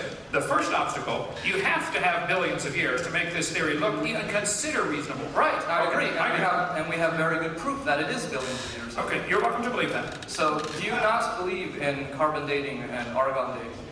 Which one would you like to discuss? Carbon dating or argon dating? Or both, if you want. Okay. Well, I do know a little bit about this. Let's see. Potassium slowly decays to argon. The theory goes that since potassium is found in rock quite a bit and decays to argon, argon's a gas which would escape into the atmosphere. So they say, well, when a volcano erupts, it should reset the clock to zero, and we should have any lava flows, when they're fresh, should reset the clock. And this is how they date things by what's called an event horizon. You can look at any textbook. I'll show you here. Potassium decays at a pretty slow rate. 1.3 billion years is considered the half-life of potassium to argon. Okay? About 80% of potassium in a small sample of iron can be removed by distilled water in 4.5 hours. So, in conventional interpretation of potassium-argon age data, it's common to discard ages which are substantially too high or too low compared with the rest of the group, or with other available data such as the geologic time scale. There's my point. It has to be based on geologic time scale. The KBS Tough, for many years in all the science magazines, was dated between 212 and 230 million years old based on potassium-argon dating. Nobody argued with this. It was dated many, many times. Everybody said the KBS Stuff is 200-some million years old. Until a problem came up. Richard Leakey discovered a human skull, KNMER 1470, under the KBS Tough. Well, now we got a problem. They knew it wasn't an intrusion. It wasn't a burial where somebody dug through the layer and buried it. They checked all that. They said, man, we got a pretty normal human skull under a layer of ash that's 212 million years old. We can't have that. It upsets the theory. So they redated the KBS Tough, even though it had already been dated many times before. They never would have checked it had it not been for this fossil that was found. Now they got ages from 0.5 to 2.6 million years old. I would like to point out two things. That's way down from 212. Secondly, that's still a 500% error. Half million to 2.6 million? We can talk a long time about that one, but the way they keep adding age to the Earth, okay? The Earth, if you want to believe it's billions of years old, that's fine, but I don't think you should use potassium-argon dating to do that, okay?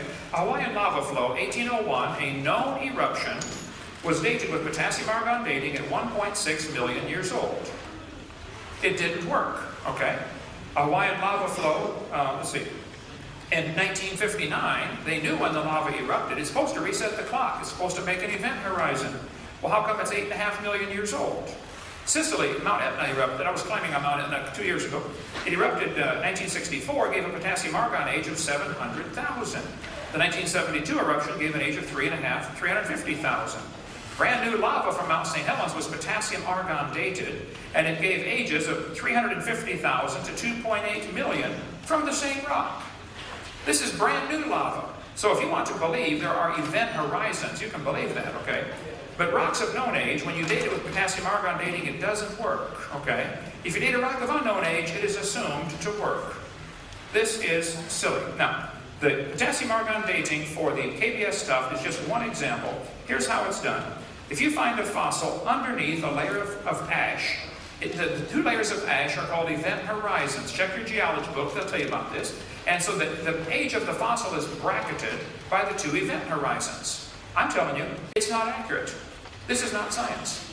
Somebody wants to believe that, that's fine. But see, one good experiment's worth a pound of theory any day. Okay, you can have all the theories you want about potassium decaying to argon slowly and the clocks being reset when the volcano erupts and leaves a layer of ash or lava. I understand the theory. In practice, it doesn't work. So, I don't want to hear about it. Go ahead.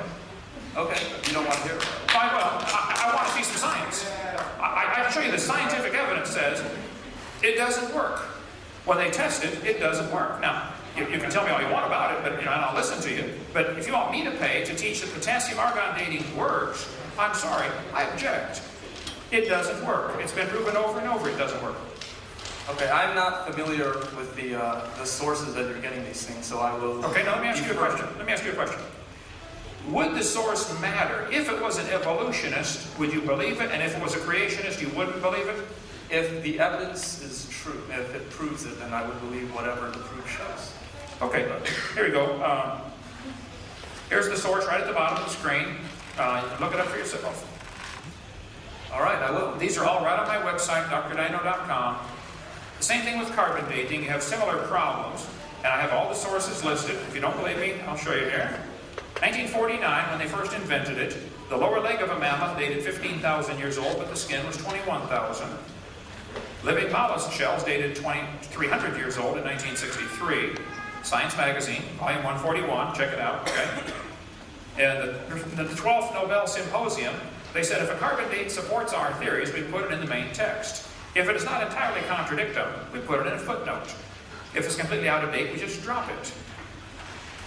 They pick the dates they want. Freshly killed seal, carbon dated 1,300 years old, Antarctic Journal, volume 6, September 71. Still not working, 71. U.S. Geological Survey paper, which I've got, people have said that's not correct. We can talk about that if you like. Right? But they said baby mammoth was part of it was 40,000, another part's 26,000. Same animal, getting two different dates. Anthropological Journal of Canada, 1981. They said no matter how useful it is, the radiocarbon method is still not capable of giving accurate and reliable results. There are gross discrepancies. The chronology is uneven and relative, and the accepted dates are actually selected dates. This whole blessed thing is nothing but 13th century alchemy. It all depends upon which funny paper you read. And again, I think you're missing a much bigger point, okay?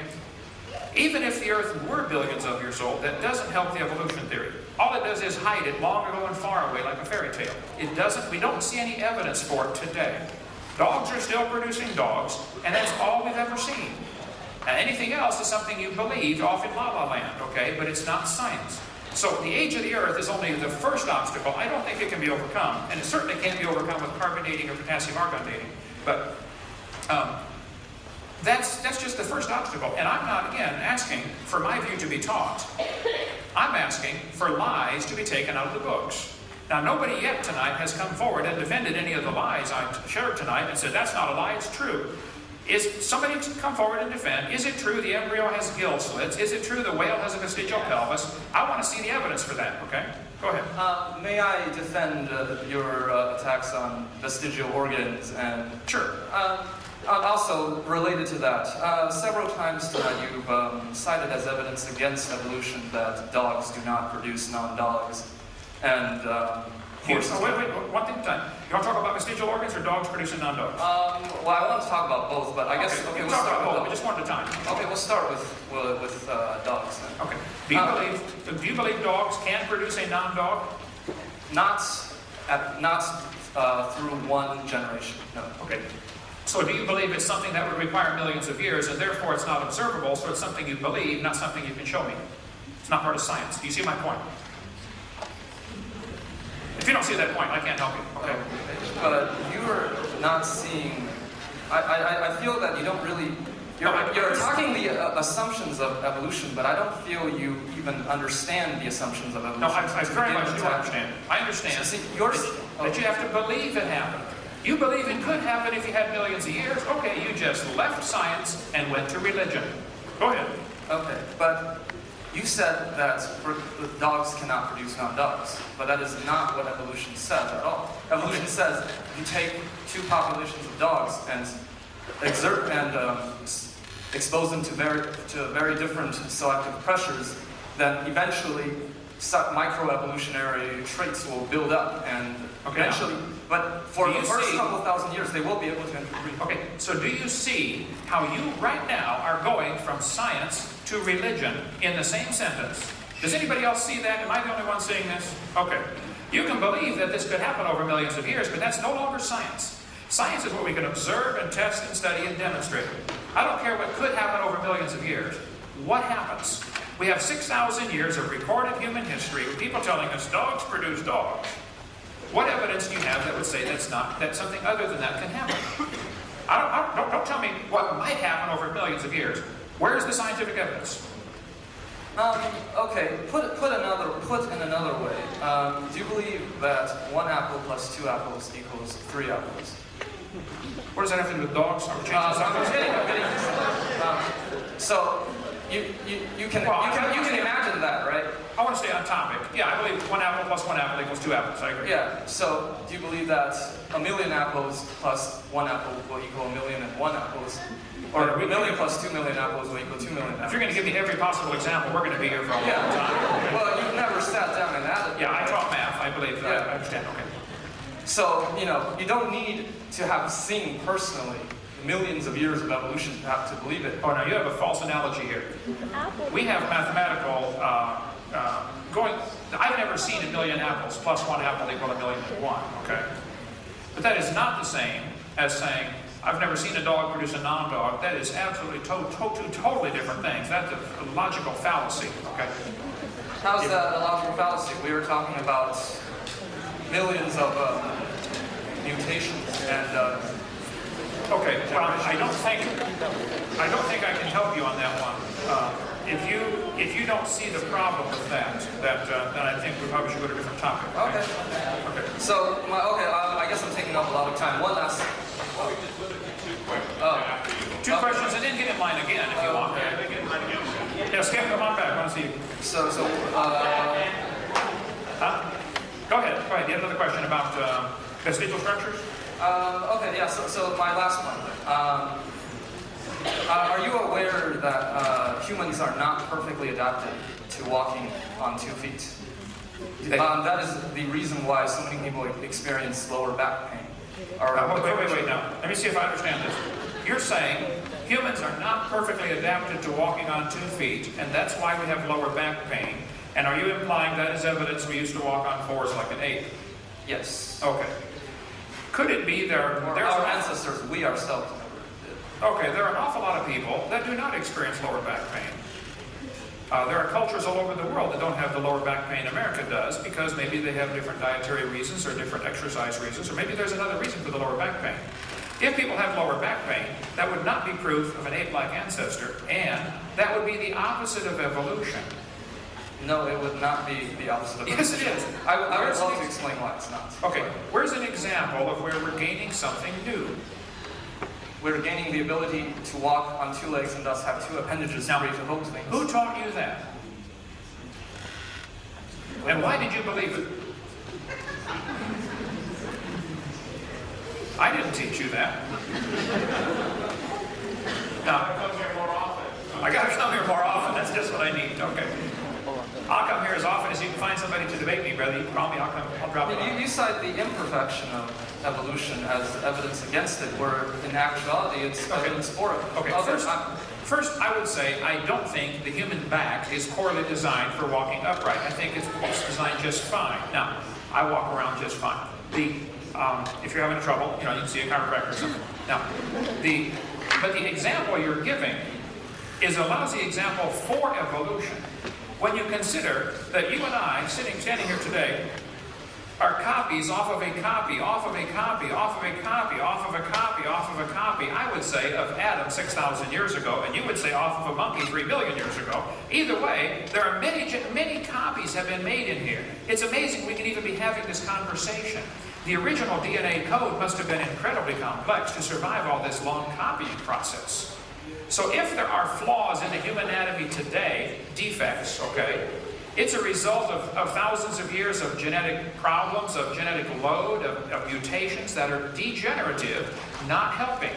If there's a low back problem today, that's not helping, that's not evidence for the evolution theory. I don't know how you can't see that. Oh God, I could go on all night, but maybe I'll leave it till the next time to take me up. Yeah, come on back and go on all you want, okay? Go ahead. My name is Philip Hong. I'm a bioengineering student third year here. Oh, slow down. You're Philip and you're what? Philip Hong, I'm a bioengineering student. A biology student? Bioengineering. It's a biology and engineering. Biology engineering student? Yes. Okay. I'm also third year. First of all, I'd like to say that it's really been a pleasure being here with you. You're a really good speaker, first of all.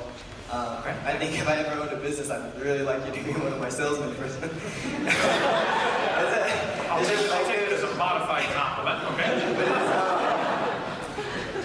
One thing I want to bring up is the fact that you mentioned that we shouldn't be teaching bias in school. So my question is, what would we be teaching if we wouldn't be teaching those quote-unquote bias? If the things I brought up tonight were taken out of the books, there is still a huge amount of biology. I think most biologists, even evolutionary biologists, know an enormous amount of biology that they should be teaching to the next generation. Kids, these are the muscles, these are the bones, these are the tendons, these are the organs, this is the function, here's how the chemicals work.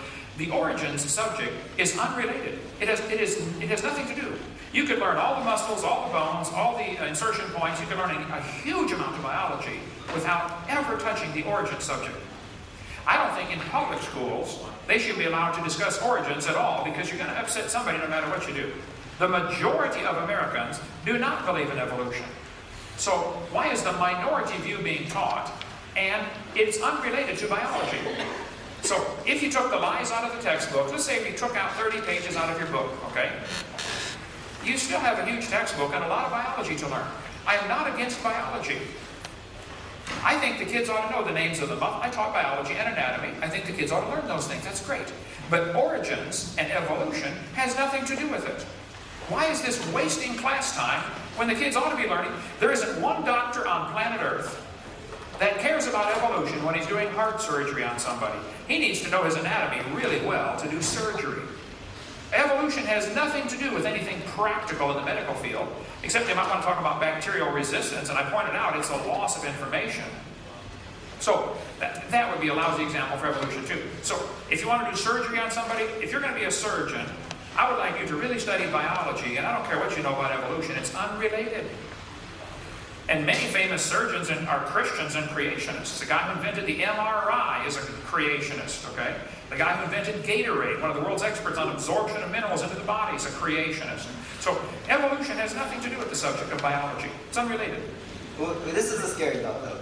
Imagine that the lies that were being taught in school, that I consider that it might not be a lie, but in fact, it might be promoting other scientists to be discovering things like cures for cancer and so many other subjects of matter that can... Well, let's take one topic at a time. You're saying we should keep these lies in the textbooks? No. I'm saying that these lies, you're calling them these lies, but you're saying there's no point, absolutely no point in keeping these so-called lies in the textbooks. Why would you keep a lie in the book? Well, why would we keep natural selection in the books then?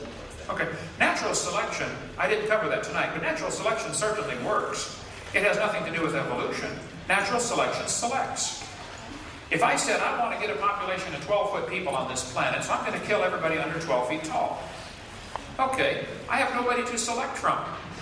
I'm never going to get a population of 12-footers by killing everybody under 12 feet tall. There is nobody to select from.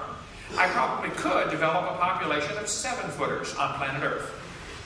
If I killed everybody under 7 feet tall, within a few generations, I'd probably have a population of 7-footers. Because there are some 7-footers to select from. There aren't any 12-footers to select from. So natural selection is a selection process. It's not a creative force. And here's where the biologists absolutely go screwy in their thinking. They think natural selection is going to create something. Natural selection. This says natural selection causes evolution. That's a lie. It selects. Creationists have no argument with natural selection. We thought of it first. It's a conservative process that removes defective organisms. Natural selection may have a stabilizing effect, but it does not promote speciation. It is not a creative force. Science Magazine, volume 217. Natural selection can only act on biological properties that already exist. It cannot create properties. It seems like every time someone has a question, you pull out a PowerPoint. When I don't have a PowerPoint to talk my point of view, and to be honest, I had it all forced slides already, and my bladder's pretty weak, and I can't sit through another PowerPoint. Slow down. Okay. You are welcome to develop a PowerPoint presentation that supports evolution. No, I'll come back. That would be fair, right? That would be fair. To give me a PowerPoint selection, PowerPoint presentation, and all the reasons that I'm showing you right from people that you ought to respect. This parasitology book, they said, hey, it doesn't work, folks. Okay? That's true. This one here. This is Science Magazine. This is folks who believe in evolution. But they said natural selection will not promote speciation. It's not a creative force. These aren't creationist resources. Okay?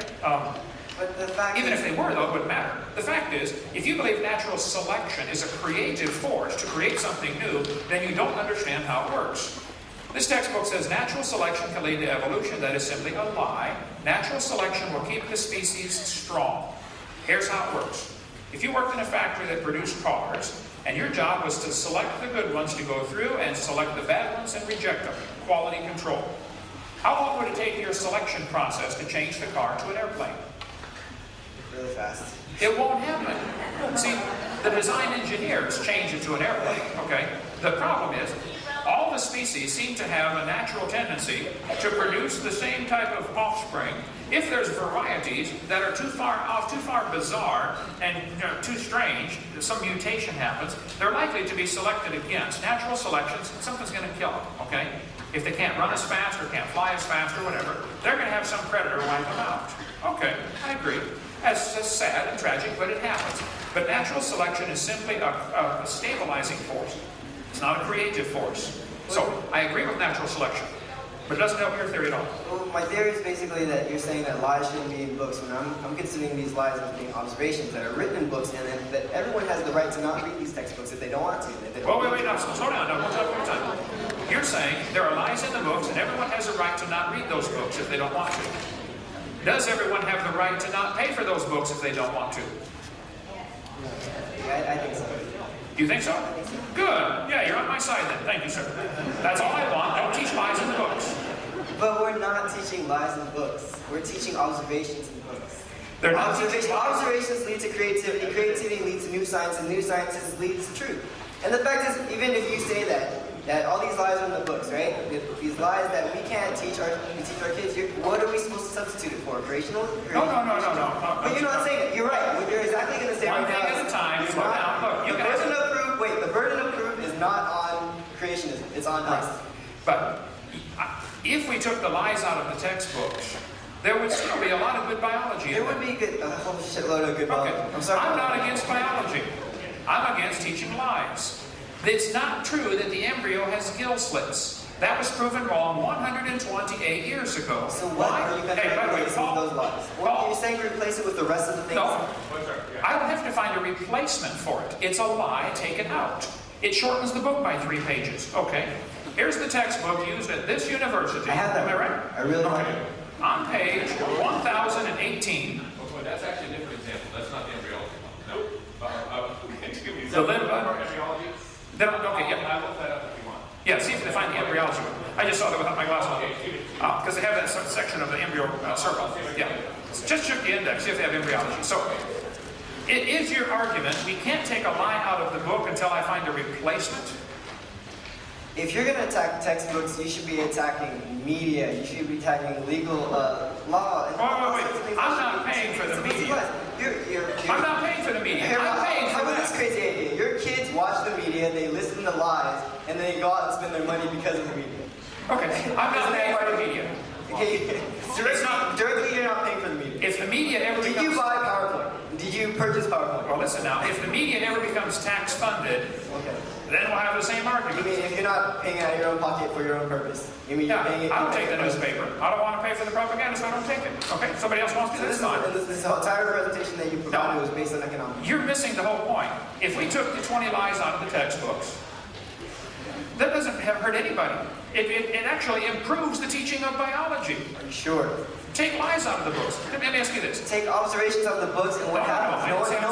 Everyone knows everything about skeleton muscles and your digestive system. I can read that over and over and over again, but that's not gonna make me want to be more intuitive and be more creative. And if I read something about vestigial organs and I'm actually curious about it, because there isn't enough facts on vestigial organs. Because there are not enough facts doesn't mean it is a lie.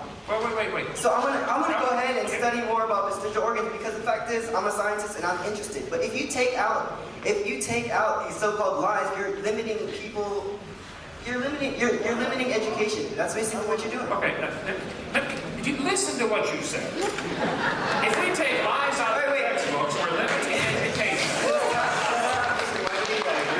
Okay. Now, you need help, okay? And I'm here to help you. And the help that I'm going to get is going to be going through that door, which is the restroom. That's what's going to happen.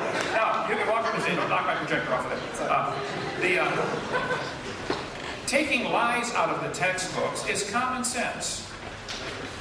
If you had a book, if you were teaching math and found a book that said 2 + 2 is 5, would you want that to be corrected? Of course. Is taking that out of the textbook, stopping education? No, it's helping education. I want you to teach evolution if you use facts to back it up. I just don't want you to use lies to back it up, that's all. Go ahead. I would like to refer to fossils. I'm Timothy Underwood. I am a history major, and I am not a scientist. My knowledge of the question of evolution extends very little beyond general popularizations that you will find within the field. I would like to ask, you argue that all of the evidence for evolution that is put forth are lies. No. I did not say all of the evidence for evolution is lies, okay? And the things I pointed out are lies. Those all you need to move. Okay. All of the evidence that I'm aware of that is typically used to support the evolution theory has been proven wrong. Take it out of the books. Now, if that leaves you with no evidence, I'm sorry. Get a new theory. That's always fun. That's one thing. Did you find gill slits in here? No, I found 2 other things. Okay, if gill slits is not in there, this is wonderful. That's a success. Berkeley is not teaching one of the 25 lies in the textbooks. Yay! Insects being resistant to insecticide. 437 of this book here, 6th edition, and it says under the title of examples of provide evidence. Examples of natural selection provide evidence of evolution. It's on page 437. If you go 2 pages over 439, wait, don't lose it. Okay, then we find the homology. That's on 439. Okay, so they're saying similar structures in the forelimbs is evidence for evolution. Okay, they're welcome to believe that. But similar structures in forelimbs might be evidence of a common designer. The Honda and the Toyota both have 4 wheels. That doesn't prove they came from a skateboard. It's a good design that works. So this is an example of propaganda, not science. This is right on topic here. If you're going to say majority opinion is how we're supposed to decide right from wrong. No, I'm going to say that the opinion of the geneticists is how we should decide whether they come from different chromosomes or not. Okay, the As opinion I recall, the in opinion those of which texts, geneticists? which I have read, written by geneticists, If say a geneticist- Richard Dawkins, Or Richard Dawkins, yeah, he wouldn't debate me either. If a geneticist is a creationist, if I can find a geneticist that has a PhD in genetics who doesn't believe in evolution, and they say, hey, Hovind's right, this is not evidence for evolution, it might be evidence for a designer, would a creationist's opinion matter? Even if he had 10 PhDs, or is he automatically disqualified just because he's a creationist? You tell me. if he had 10 legitimate PhDs, his opinion would be valid.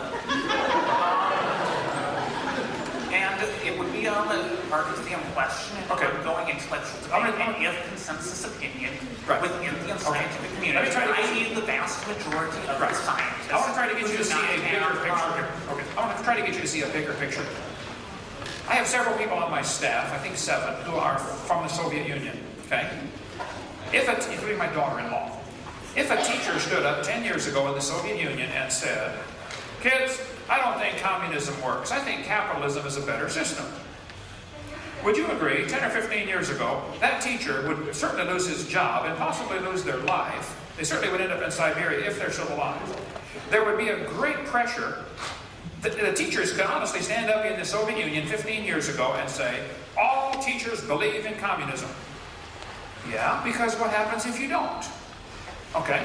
We've got the same exact pressure here in America, and I can show you 50 examples if you'd like, including Professor Dean Kenyon over at San Francisco State, where I was a couple hours ago, who nearly lost his job simply because he changed from being an evolutionist to being a creationist. They said, well, then you can't teach here. They took him from tenured professor to a lab assistant. I'll give you 50 examples in a minute if you'd like that. Now, I'm telling you, here at Berkeley University, the land of free speech, if a professor gets up and says in a biology class, and says, kids, I have really doubts about this evolution theory. I think what we're teaching are lies. I don't think this stuff is true. They would lose their job. You don't have free speech here. You guys don't know the first thing about free speech at Berkeley University. I would agree that most likely should a professor stand up and say, I do not any longer believe in evolution, he would be in extreme danger of his job. However, because you have to believe in evolution to teach at Berkeley. Because and therefore all teachers believe in evolution. This is what you're missing. No, because more than 99% of the professors at all universities think that creationism has no basis in fact. Okay, but I want to repeat this so they can hear this, okay? You're saying 99% of the professors believe that creationism has no basis in fact. I didn't talk about creationism tonight. I said there are lies in the textbooks, take them out. Fine, 99% of professors in the relevant fields believe that evolution is true and that there are facts to support it. Okay. And they argue that those who attack that claim that there are not facts Well, let me take this one section at a time. Look, you can ask all you want, but let's just go one at a time so people can understand this, okay? I don't think you're correct that 99% of the professors believe in evolution. Washington Times did a survey, May 31st, it's in the Washington Times, 1998, the last one I'm aware of, 6 years ago, that said 55% of the natural scientists in the United States believe in Darwinian evolution. That's slightly more than half, 55%. I can show you the What that quote. was referring to is essentially whether those evolutionists were atheists or theists. No, the question was simply, do you believe in Darwinian evolution? 55% responded yes, 45% responded no. So, it's not correct to say that 90%. What was the definition within the context of the question of Darwinian evolution? My point is, it wouldn't matter if everybody believed in evolution. Again, it's a belief. Does believe in evolution, not necessarily the specific Wait. limited definition. What did you just say? Everyone does believe in evolution? Practically all scientists do believe in the relevant fields. Let me ask you a question then. Is it possible for a scientist to not believe in evolution? Or by definition, are they automatically disqualified from being a scientist because they believe in creation? Would that the guy who invented the MRI, would you consider him a scientist? He believes in creation. Since he's not in a relevant field. Not in a relevant field. Okay? What you're arguing here is an argument from majority opinion, and you better take a debate class, son. This won't hold up at all. I'm not arguing from majority opinion. Yes, you are. I'm arguing from the universal opinion among the experts. Okay. Was there a universal opinion among the experts in the Soviet Union that communism is good 15 years ago? Was that a universal opinion? There probably wasn't from things that I've heard, and that is irrelevant to the question. It's very relevant to the question. You have the same academic denial of freedom here at Berkeley University. You are right that it is relevant to the question. It's very relevant. Just because there's academic suppression of a particular view at a particular time in history has nothing to do with truth. The truth is, the evolution theory is only supported by these lies I shared. Now, take the lies out of the books and tell me what evidence do you have to support your theory. I want to see it. Okay, well, let me try to do that.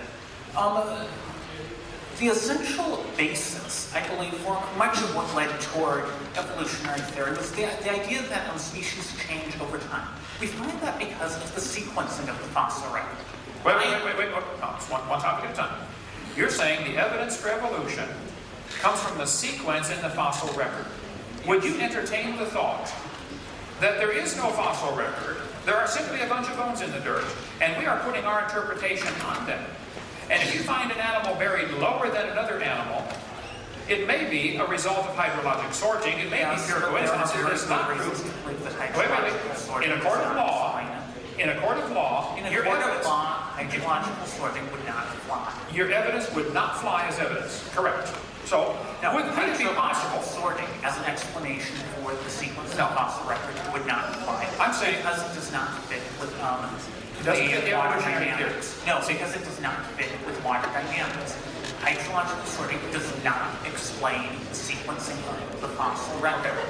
First place, there is not a good sequencing to the fossils. Begin number one. Secondly, fossils are interpreted. You will never find a whale in the Cambrian layers. You will never find any mammal in the Cambrian layers. You will not find a bird in the Cambrian layers. You will not find anything but animals that existed within that period within the Cambrian layers. Who is interpreting whether a layer is Cambrian or not? Would you agree? Obviously, the Cambrian layers are that area, between, say, several hundred feet of sediment. I do not know the exact area. They are an area which are beneath these other layers, in which you will only find these animals. Let's let a few more people ask questions. There's a lot of people who want to ask questions tonight. But you are a classic example of how your training is blinding you to the obvious, okay? You're saying there's limestone. Limestone is found in Limestone is not what makes up the Cambrian layers. What makes up the Cambrian layers is the presence of those specific types of fossils within the layer, and different types of fossils that are always the same types of fossils above the layer and above it. What you just said is precisely my point. The presence of Cambrian layers is determined by the types of fossils they find in them. Doesn't matter where you find it. The fact is, it has these trilobites or these animals, therefore it's Cambrian. It is determined by its place in the sequence. You'll find these types of fossils within the Cambrian layer. You'll find these types of fossils. You need to watch our video number 4 with an open mind. It'll get you converted over. If you really are, maybe your mind's already closed, I don't know. But if you're really open-minded, you need to look at this one more time. Okay, the geologic column. I showed you petrified trees standing up connecting these layers. Are you still telling me those layers are different ages? I am not.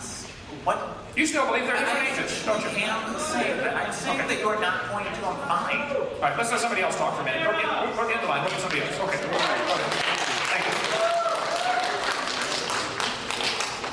Yes, ma'am. Okay, thanks.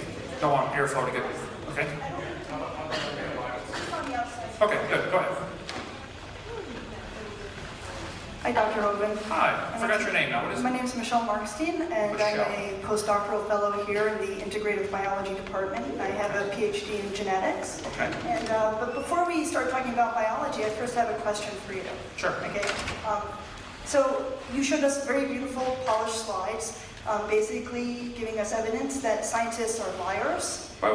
No, you don't misconstrue my position. Did you not give us evidence that scientists are Don't liars? misconstrue my position. And say that several times? I said, this is a lie. This should not be taught in the textbooks. Yes, Now, if you are teaching this Right. as part of your evidence, Right. then you are a liar. Okay, so if you are not scientists- teaching that, then you're fine. Scientists who are pushing this theory are in essence liars. Not scientists who are pushing evolution are liars. Scientists who are teaching these lies are liars. Okay, but Let's get it straight. okay. Just because So somebody believes in Berkeley it. professors who are teaching this They're teaching are what? liars. Berkeley Are professors who are teaching. evolution. No, there you go again. You're misunderstanding. Okay. I did didn't not say. misunderstand. Your slides No, were beautiful. I missed listen. the point. Let's just get them going on this here. Okay.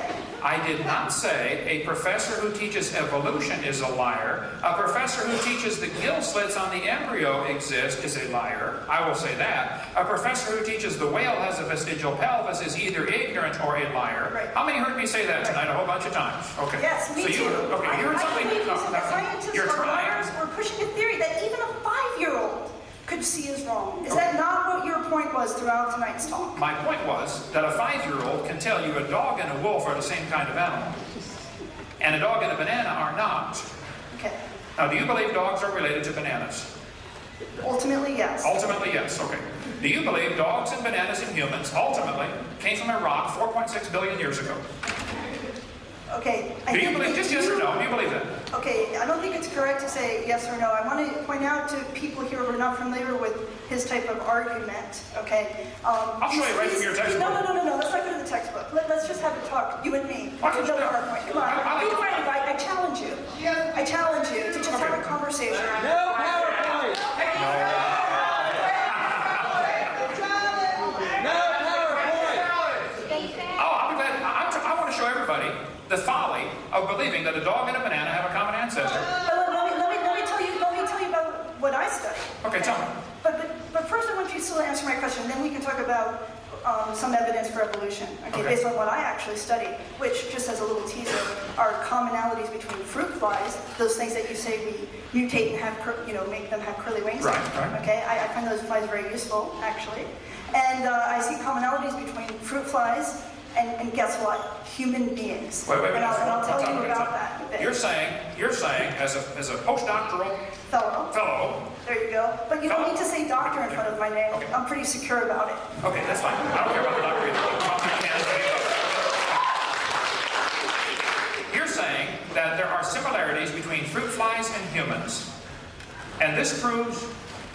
No, I'm not saying it proves Okay, evolution evidence at all. it's But evidence there's a misconception. So I am not an evolutionary biologist. I am not qualified to debate you on most of the issues you put up there. One thing that you guys may not know, okay, is that evolutionary biology is basically the fabric of biological sciences. So many of us, while we're not studying, we're not experts in geology or asking ourselves how animals evolved, we use the relatedness between animals to make discoveries. And in my case, for example, I study something called innate immunity. And it's a very ancient type of immune system, and it actually exists in animals such as fruit flies and in animals such as us. And what I have found in looking at the genome of these animals is that there's a conserved, what we call a regulatory signature. I've been able to find this in the fruit fly, and now I'm going to use this information to probe the human genome to look for immunity genes and to understand how that works. And do you know why? To help human health. That's wonderful. why. I'm proud of you. Now listen. Not to You're You are missing the entire point. If there are similarities between humans and fruit flies, yes, that might prove the same guy designed them. Yeah, exactly. Thank you. I agree with you. So I want to now point out that one of the flyers we have discusses one such scientist. He was one of the heads of the Human Genome Project. You may know of him. His name is Dr. Francis Collins. I've never met him. I've heard of him. Okay, so Dr. Collins was the head of the Genome Project. He's both an MD and a PhD. And Dr. Collins is also a Christian. Okay? So actually, there are many scientists who are Christians and also embrace evolution. What Dr. Collins says is that if God decided to use the mechanism of evolution to create human beings, you look nervous. to say that was the bad way to do it. Calm down. It's okay. You know why I'm nervous? Because I don't have the rhetorical skills that you do. No. I am winning this argument because I'm right. No, I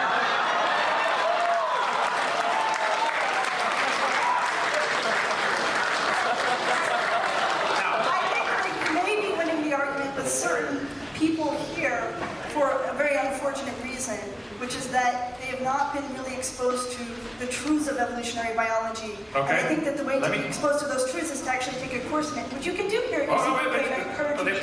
Calm down. Next question. But let me translate that for you folks in case you didn't catch what she just said. Okay. What she just implied was, if you don't believe in evolution, you're dumb. You haven't studied this enough to know the truth. How many caught that? How many caught that tonight? Okay. Repeat your last statement then. Listen carefully. Repeat your last statement. Okay, You said, you have it on your tape? you got it on tape. You said, I'm winning the argument with some people here tonight. You did, that's right. I'm winning the argument with some people here tonight because they have had the unfortunate position I or think something. it was unfair to say you were winning the argument here tonight, and actually you said you were winning the argument with me. So I'd like to ask, who thinks that I'm winning the argument? What? Okay. Now, who thinks she is losing the argument? It's irrelevant. I'm not here to. Thank you very much for your time. Thank you, man. But you. And if you do have a heart attack, I do know CPR. I'll be glad to help you. Go ahead. All right. My name is Neil. I'm from SF State. I'm an international relations major. International relations, Neil? Yes. Okay. Yes, Neil, go ahead. So in the first part of your presentation, you talked a lot about the lies that are in the textbooks. Correct. And Most of my presentation tonight was simply, these are lies in the textbooks, take them out. Right. Okay. And so you're constraining the argument mostly to talking about those lies and Well, whether they should be out of the since text. I am paying for these lies to be taught, and I Right. think most people resent lies being taught at taxpayer expense. That's the whole point tonight. Okay. Now, in your presentation, later you talked about the vestigial organs in whales, and There are no vestigial organs in whales. right. Some people are teaching there are. Is that book teaching there are vestigial whale pelvis? Look up whale pelvis. Just look up vestigial. All right. So I'm going to complete the question that I'm going to ask, Okay. and then you're going to respond to it. Well, if it's a real long question, I want to do it in pieces, because I'll forget, okay? I'm on Florida time. I should be in bed 2 hours ago. Go ahead. All right. So, after you said that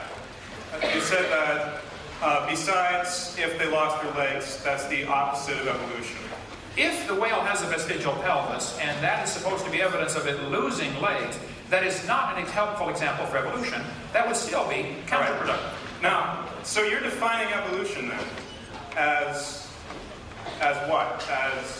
Well, the evolutionist would say, we started from a single-celled organism, which has no legs, and slowly developed legs. Somewhere along the line, legs had to develop. Right, but evolution is the process of moving from less adapted organisms to more adapted organisms. Is that your definition of evolution? That is the definition of evolution. Okay, moving from less adapted to more adapted. Organisms, yes. Organisms, okay, that's your definition. Go ahead. Right.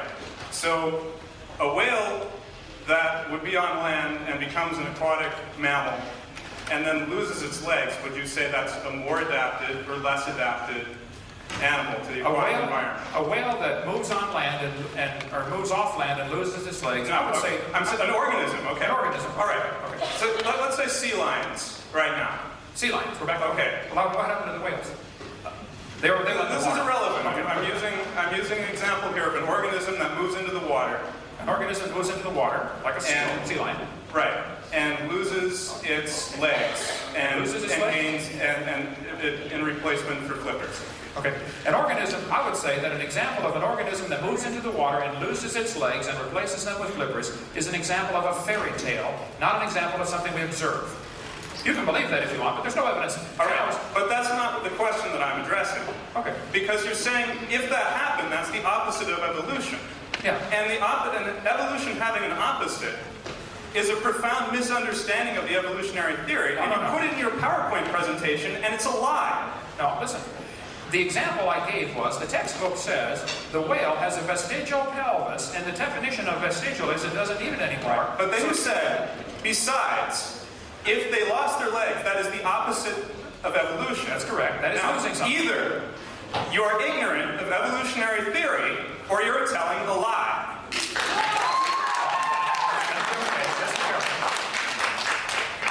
How did do you believe the whale evolved from a land-dwelling creature, like a cow, like the folks at the National Center for Science Education believe? Yes, I do. I mean, you can. I showed you their brochure from Bossy to Blowhole. That's a cow to a whale, okay? I'm not saying that I particularly believe that it's a cow, but I believe that You believe it was a land-dwelling animal that turned into a whale, okay. Do you realize that whales have their nose on the top of their head? Yes. Okay, and most animals on land have their nose on the front of their head. And there is in fact a fossil record that shows the movement of the blowhole from the nose to the top of the head. If somebody taught you that, and you paid to get taught that, they stole your money from you, son, okay? The whale, okay.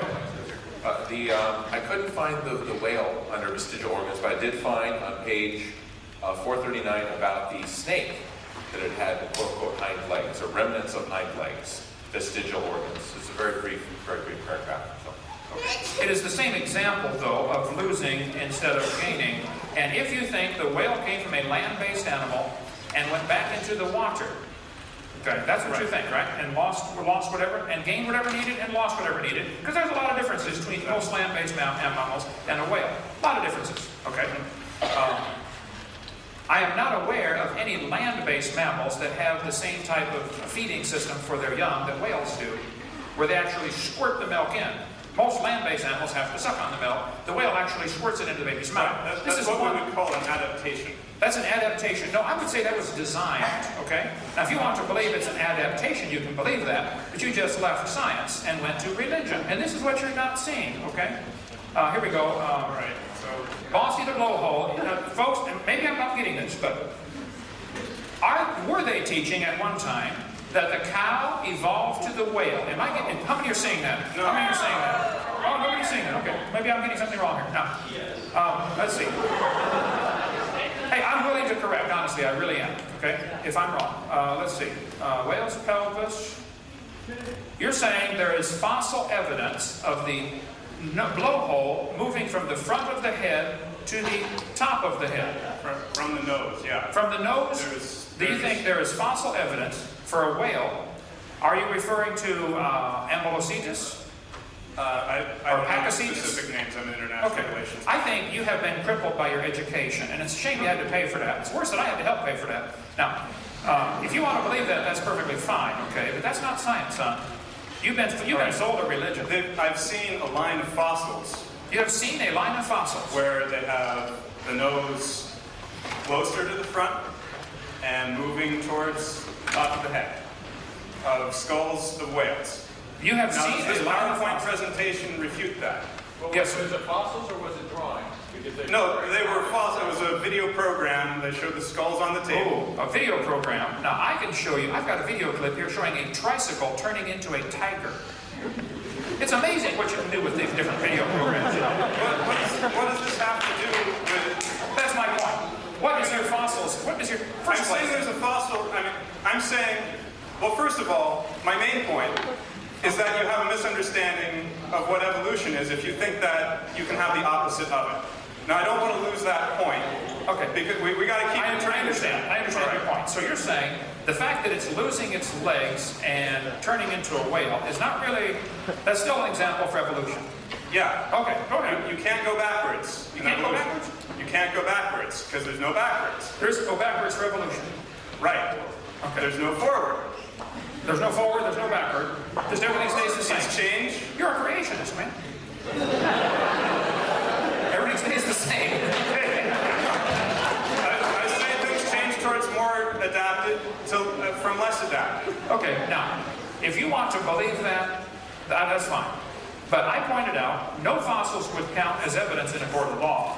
Because what does a court of law have to do with science? Well, because you keep bringing it up. Okay, something that would hold up in a court of law as real evidence, something that ought to be considered. You got a professor here at this university, Philip Johnson, that wrote 3 books saying if you put Darwin on trial, it wouldn't pass, okay? That's a court of law. It has nothing to do with scientific inquiry. It has to do with juror selection and lawyers and law. No, I'm saying the evidence wouldn't stand actual real scrutiny. Anybody could come up and say, Your Honor, he found some bones in the dirt. He doesn't know they had any kids. You're right. Dismissed. Next evidence. No fossils count. you're saying that no fossils count I'm because... saying, if you find some fossils like this, and you want to say that is evidence that a whale came from a cow or an animal on land or a bear, whatever you want, okay? I'm saying, Your Honor, he can't prove those bones right there had any children.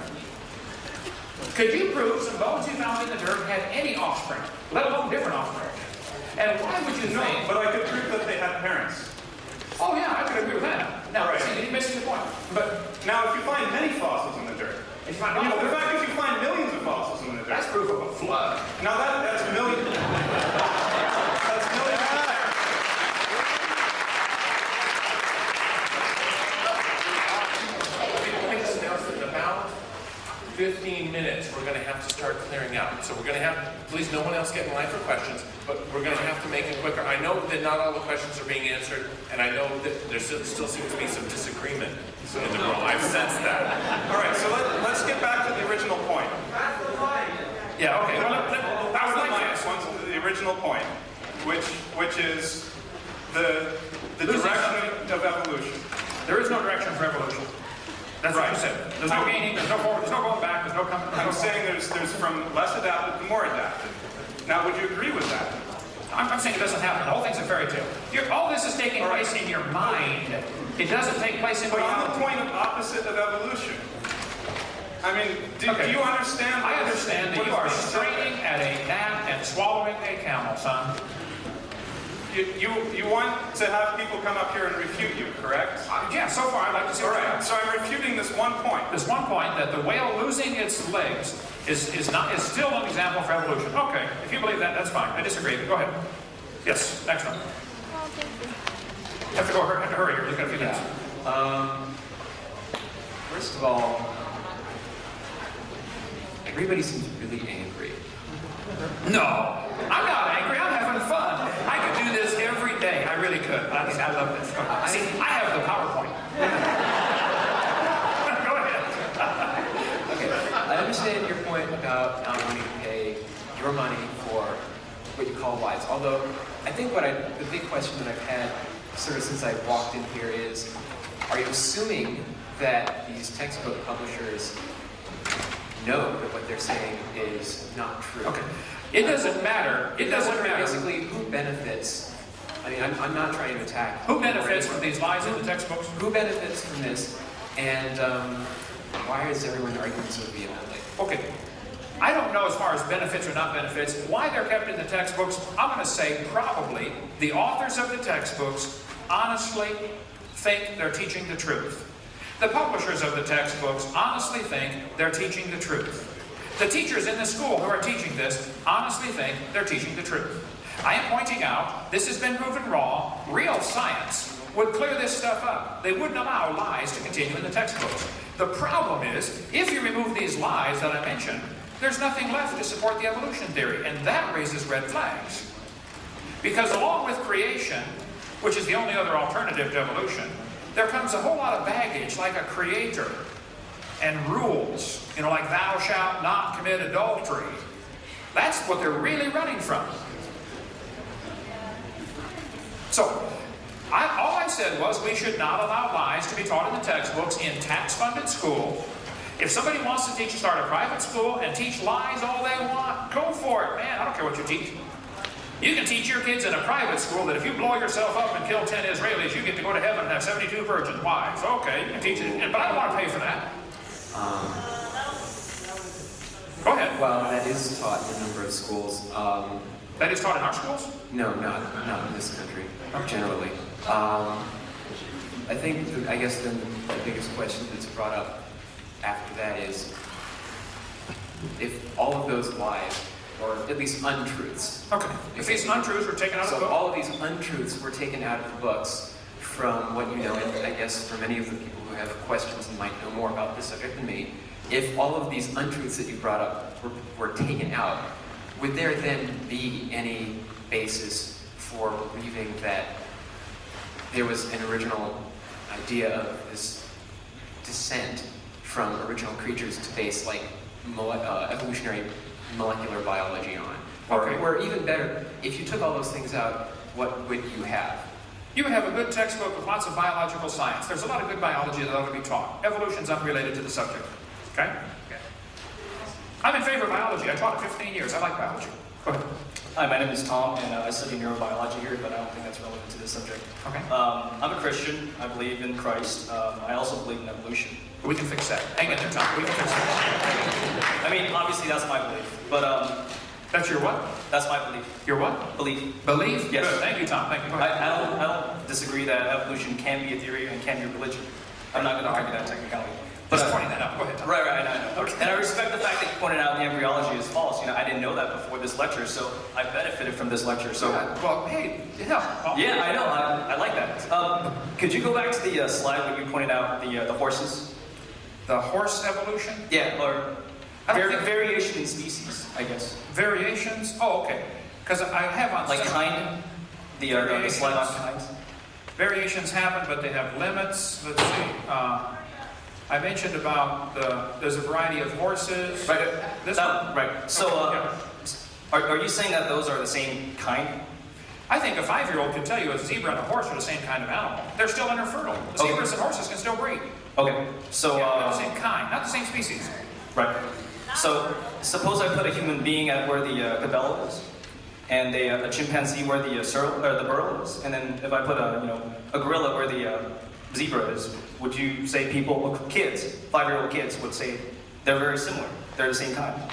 Well, there may be some 5-year-olds who would believe that. Right. But that can happen, right? Well, are they interfertile? No, I don't think they are. Then they're not the same kind. These two are interfertile. They're the same kind.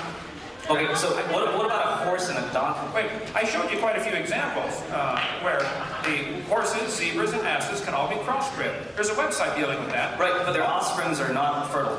Doesn't matter. They can produce an offspring. Okay. The human and ape cannot even produce the first generation, let alone a sterile generation. Okay, but you're saying What? Now, maybe somebody here has tried it. I don't know. I wouldn't surprise me. But go ahead. Oh, come on now. Don't go there. Don't go there. Come on now. Okay. What I'm saying is, I mean, the way you place different animals, different species, in a category that show that they're the same kind, the same can be done for hominids, for primates. Well, first of all, the differences between apes and humans, I think, are pretty profound. There are millions of differences. Like 98%, like 2% of DNA differences? Well, it's actually 5% difference. Okay, 5% differences. Okay. Would you say two things that are 95% in common are very similar? I'd say they have the same designer. Yeah, the same guy. Same no, not ancestors. No. It wouldn't prove the same ancestor. It could prove a lot of things. Actually, the similarity between a Honda Prelude and a Honda Accord are pretty striking. Yes, they're from the same maker, Honda. You got the point. You got the point. I do get the point. I believe in Christ. I believe He created certain things, but you believe it's possible that evolution. Wait. You believe it's possible that humans and apes have similarities because they simply have a common designer. Is that a possibility? That they're not even related, they're just the same guy designed them all. That can be a possibility, yes. Okay, is that something that ought to be taught in the schools, maybe? If it's a theory. Oh, no, it involves creation. No, it can't be. It should be taught if it's labeled as a theory. Okay. I'm not saying that creation shouldn't be taught because theory of evolution is a theory. It's taught in schools. Would you agree that it's not taught in the schools? I do agree it's not taught in schools, okay. and I think tax dollars from Christians should not, if they don't want, be funded in public schools that teach a theory that they object. I agree with you. So tax dollars should not go to teach evolution in public schools. They should teach it in private schools. Unless the people that pay taxes agree that they should. But let's go back to the subject. Wait. How many of you pay taxes for the schools in this state, and you do not believe evolution should be taught, but you're paying for it anyway? How many of you resent that? Okay. Now, I really want to hear Skip's question. We've only got a few minutes left. Let me just point out one thing. Okay. The textbooks say humans and orangutans are 96% similar, proving a common ancestor 15 billion years ago. This is ludicrous, but I'll just give them that, okay? Barty Maddox, one of the leading genome researchers, said the difference between humans and his nearest relative, the chimpanzee, is at least 1.6%. That doesn't sound like much, but calculated out, that's a gap of 48 million nucleotides, and a change of only 3 nucleotides is fatal to an animal. If this is a guy saying you change 3 things, you're probably going to die, and there's 48 million differences, that's when they thought it was 1.6% difference. Now they know it's actually 95% similar, which is 5% difference. So it's much worse than they think, and even still, they're missing the whole point. Similarities don't prove any ancestry. It might prove the common designer. So I guess horses and, okay, burros aren't, they're not the same type. They're not the same kind. Girls are not the same. No. That's not what I said. Zebras and stuff. The horses, basically. Horses and zebras are the same kind. Okay. But humans are not. Humans are not the same as horses. No, not to me, there's an inconsistency, but that's my opinion. I'm going to yield my time. Okay, thank you, sir. Thanks a lot. Okay, just before I start making a quick comment, I disagree when you say the burden of proof is on the evolutionists. Because at this university and all over the UC system and universities all over the country, scientists, grad students, some of them are probably here, are applying evolutionary principles and publishing their work in scientific papers. That's how the method works. I know of no scientific papers that have come out of Dinosaur Adventureland that have appeared in Nature or Science or Cell or any of the other major publications. Now, hang on, that said, let's move on to the questions. None of this slap and run stuff, okay? One comment at a time, okay? If you want to use that as evidence, you have got to be kidding.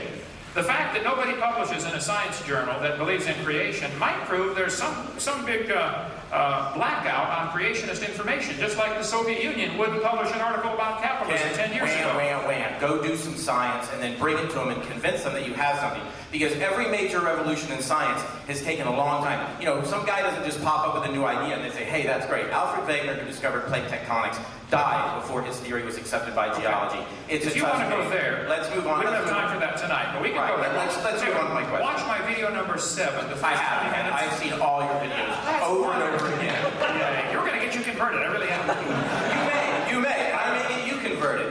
It's a crazy world. Now, on to my question. Earlier, you made a statement, something about that evolution plays no role in the medical field. I want to make sure I get that exactly right. I said there is no doctor when he's doing heart surgery that cares anything about evolution. He just really know his biology. All right, well, let's go. Let me. Is that what I said? Did I get that right? Okay, go ahead. Would you say that then you're saying evolution really plays no role in medicine? If you want to go to antibiotic resistance, I think you're opening a real big... Let's move on real quickly. I'll make this challenge to you. I'll go home and I'll reserve the URL, doctorsenevolution.org. Okay? I'll let you write the statement, anything you want about evolution and its relation to medicine.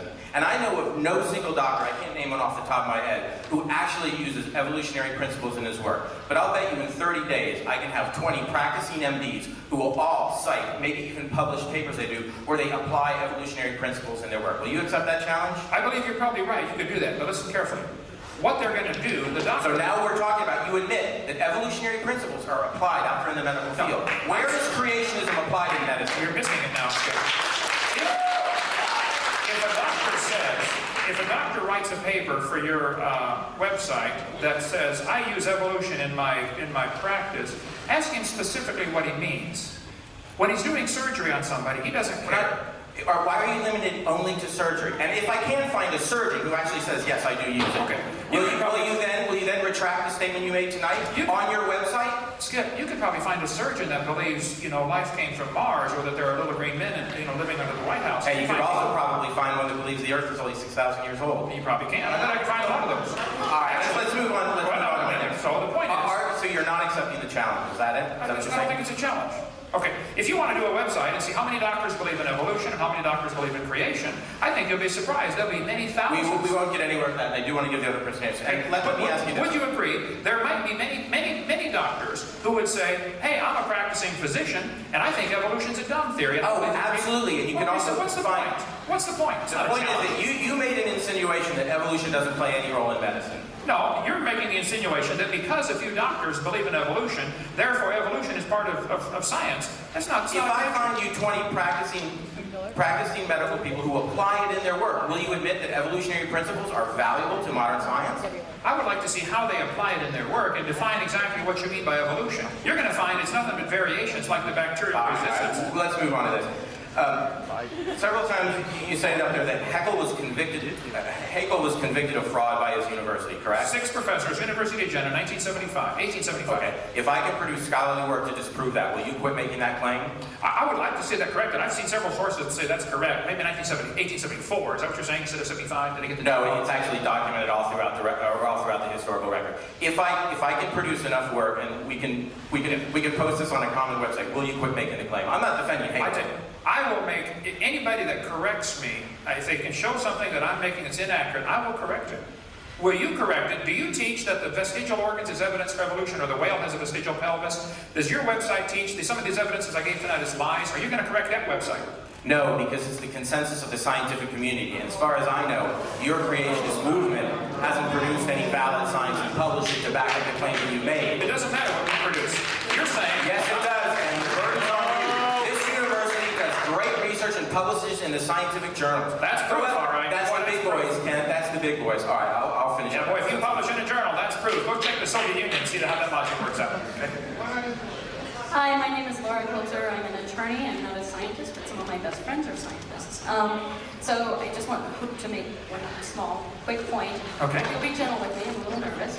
I believe I heard you say earlier that things that you can't observe directly, like sea lions losing their limbs as they move into the water, over time, those kinds of things are fairy tales. Is that correct? Well, no, he said, if a sea lion keeps going back to the water, which they do, that's going to prove that they, are losing legs and gaining fins. That's proof that sea lions are designed to live in water like they do. They do pretty good in the water, how was it that you described that it was a fairy tale? Well, he was talking about how whales came from some kind of land-based animal and moved into the water and lost their legs.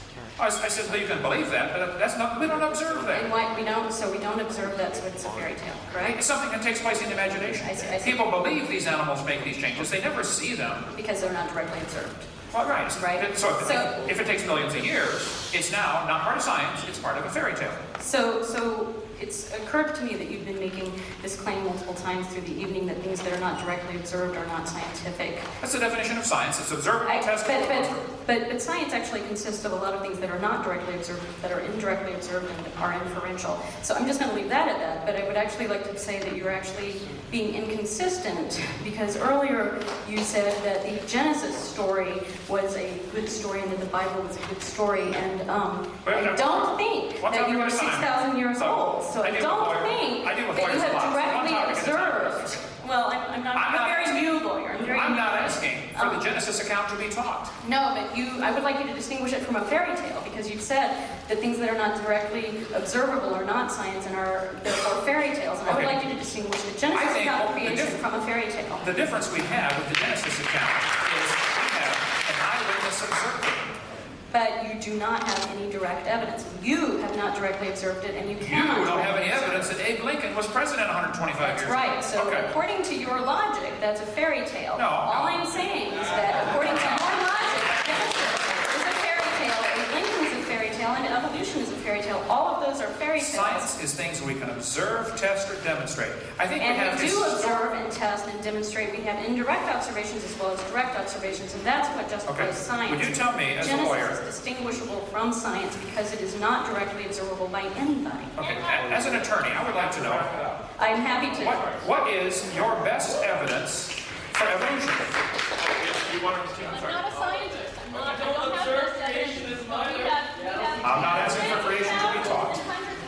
Well, it's called religion. Woven together a wide tissue of science. I know it's a huge fairy tale. I agree. We got to work on this, and I'm working on it. Okay. Conspiracy, and I'm not. It's a big conspiracy. You're right. Go ahead. Last question. We're gonna have to quit. Oh, I got to get the next guy though. I mean, we got to be out of here in 6 minutes. Yeah.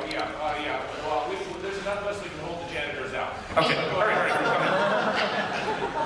I'm Sarah, and so I just want to ask a question. Like you like to back it up, and I'm getting that your main concern, because I don't consider you necessarily a scientist or a theologian. You're an educator. You're also a parent who's concerned about children learning things in school that are lies. Right, I'm a scientist and an educator. I'm also a parent. I'm also, as any parent would be, concerned about their children in school learning lies. Good. So one thing that I'm confused about is I don't understand why you have chosen to bias yourself in trying to write only certain lies that are in textbooks. Actually, because as we all know, there are many lies across disciplines in textbooks. One of the major jobs of educators these days, going through many versions of textbooks, is to try to remove things like loaded questions. And this is something that is not only in the biological sciences. This is a problem in all disciplines. I agree. Okay, so what I'm wondering is... Why am I biasing myself to this one? I taught science 15 years. This is my expertise. There's too many dragons to slay. I only got time to kill this one. But there are so many other things that are so Well, then you much fix more those. damaging. You're an educator. I'm a scientist. Okay, then find somebody who's a mathematician and fix the math books, and find an English person and fix the English books. We got a lot of work to do. But you're concerned about children and lies being in textbooks, Very and that concerned. sounds like the most important thing to you. So there are a lot of lies, like No, it's not the most important Native thing. American Indians, like bias in questions about ethnicity and socioeconomic standards. There are many bias in textbooks, and I feel like what you should do is probably focus on that and on education. And so why expend so much of your energy on debates in science and evolution, which you're not as well qualified for, since you are an educator of basic educational curriculum? Well, I guess everybody has to pick which dragons they want to slay, and this is the one that bothers me because it has so much bigger implications. But why See, wouldn't you here's slay the dragons you're most qualified Let for? me answer your question. Because this evolution theory is not just a dumb theory, it's a dangerous theory. And why do you feel that way? This is exactly what motivated Adolf Hitler to kill the inferior species, the Jews and the blacks. This is precisely this theory, evolution. That You're motivated- talking about social evolution, which many people disagree That's the with. result. Not disagree. Okay, we got to get out of here. I'll tell you what. Let's schedule another time. I'll come back. I love this place. I mean, this is great. I still don't get your answer. You're not answering why you're choosing to slay dragons that you're not as well qualified. Why does anybody choose any field of work? Why do people decide to be physicians instead of janitors? I mean, I decided to do this. It's my business. It doesn't matter to you. But you're not choosing to listen to experts in their field to help guide you in these wars against bias questions in textbooks. I'm listening to... Okay, we got not enough time to cover it all night here tonight, but I would like the next guy to ask a question. I think I did answer your question. I can choose whatever I want for my life. I don't think you did. But I'm not asking taxpayers to pay my salary. I can do whatever I want with my life. But you're okay with taxpayers paying money for textbooks in history that talk about other problems. I'm not okay with that either. I just don't have time to say that. I don't have time to say that right. Okay? Now, I'm so glad you came. 8 years ago in Canada, when I pulled out my pocket knife and volunteered... I want to explain something now. I pulled out my Swiss Army knife and said... if you think the tailbone is vestigial... Are you getting this on video, guys? You're getting this on video. I'm just refreshing your memory, okay? I said, I will cut yours out if you'd like, if you think it's vestigial. You then wrote an article in your paper saying that I threatened you with a pocket knife. Is that right? Do you think it is an appropriate response to a scientific question to wave a pocket knife at somebody? Is that a reasonable response? Is it appropriate for you to lie and say I threatened you with my pocket knife? You were 75 feet away, son. I don't want your tailbone, okay? You keep it. I want to ask a question that I can't. I just wanted that on the record, though. Go ahead.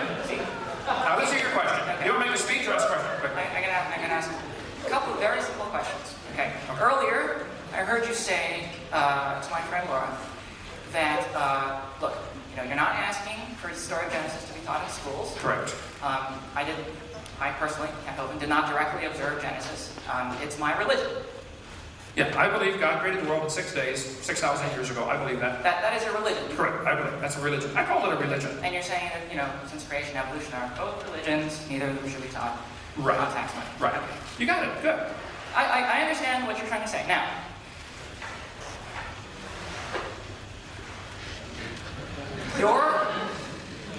your lectures and your ministry is not tax funded. Is not tax funded. Good. It teaches the literal story of Genesis. Right. Right? You believe Absolutely. that the earth was created 6,000 years ago by God, exactly as it was in the first chapter of Genesis. Correct. I believe that story. Absolutely correct. Go ahead. Right. You got it. Okay. I want everybody to pay really close attention. Okay, this guy just said Genesis is his religion, Right. and that is what he teaches in his ministry. Okay, now I'm going to ask a really simple question. Pay attention. Okay. What is the name of your ministry? Creation, science, evangelism. What is the word science doing in that name? Could you remove it, please? No.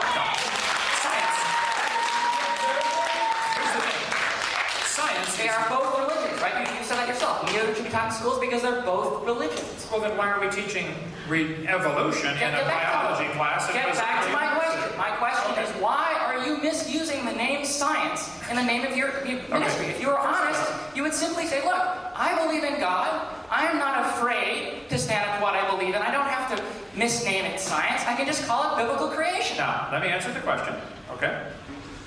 First place, I'm not using any tax funds. I can name it whatever I feel like, whether you like it or not. Secondly, science deals with knowledge gained by observations, testing, and experimentation. All of the experimentation tells us dogs produce dogs. So there must have been originally a created kind, because we never see a dog come from a non-dog. So the scientific evidence is strongly in favor of creation. That's why I call it creation science evangelism. Now, if it bothers you, tough.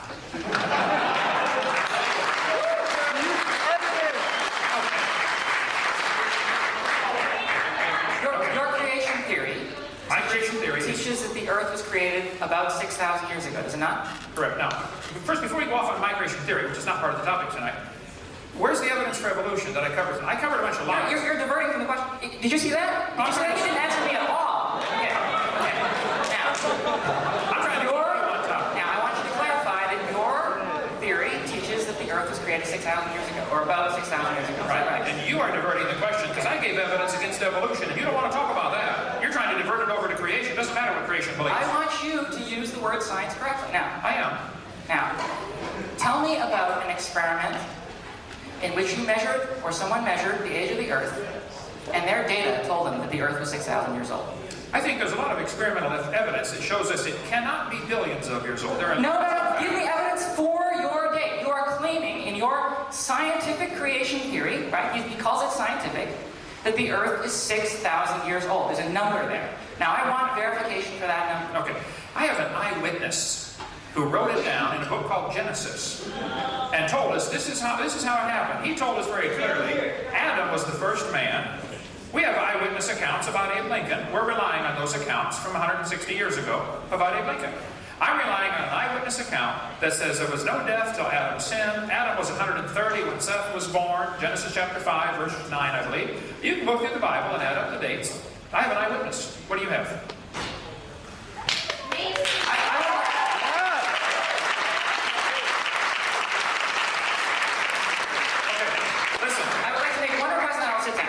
I want to request the members of the audience is, look, if you are Christians, I know there are a lot of Christians in the audience tonight. Wait. If you want to make a speech, you need to get your own crowd, okay? If you want to make a speech, they invited me to come speak tonight, okay? If you believe in God and you are firm in your faith, you do not need to misname it science in order to tell the people that you believe in God. You can simply be honest and say, look, I am a biblical creationist, I am a Christian, I believe in God. There's no need for you to misuse science for this reason, okay? And once he presents a measurement, okay, by experiment of a 6,000-year-old Earth, I will be happy to let him name it science. But until then, creation science is a lie.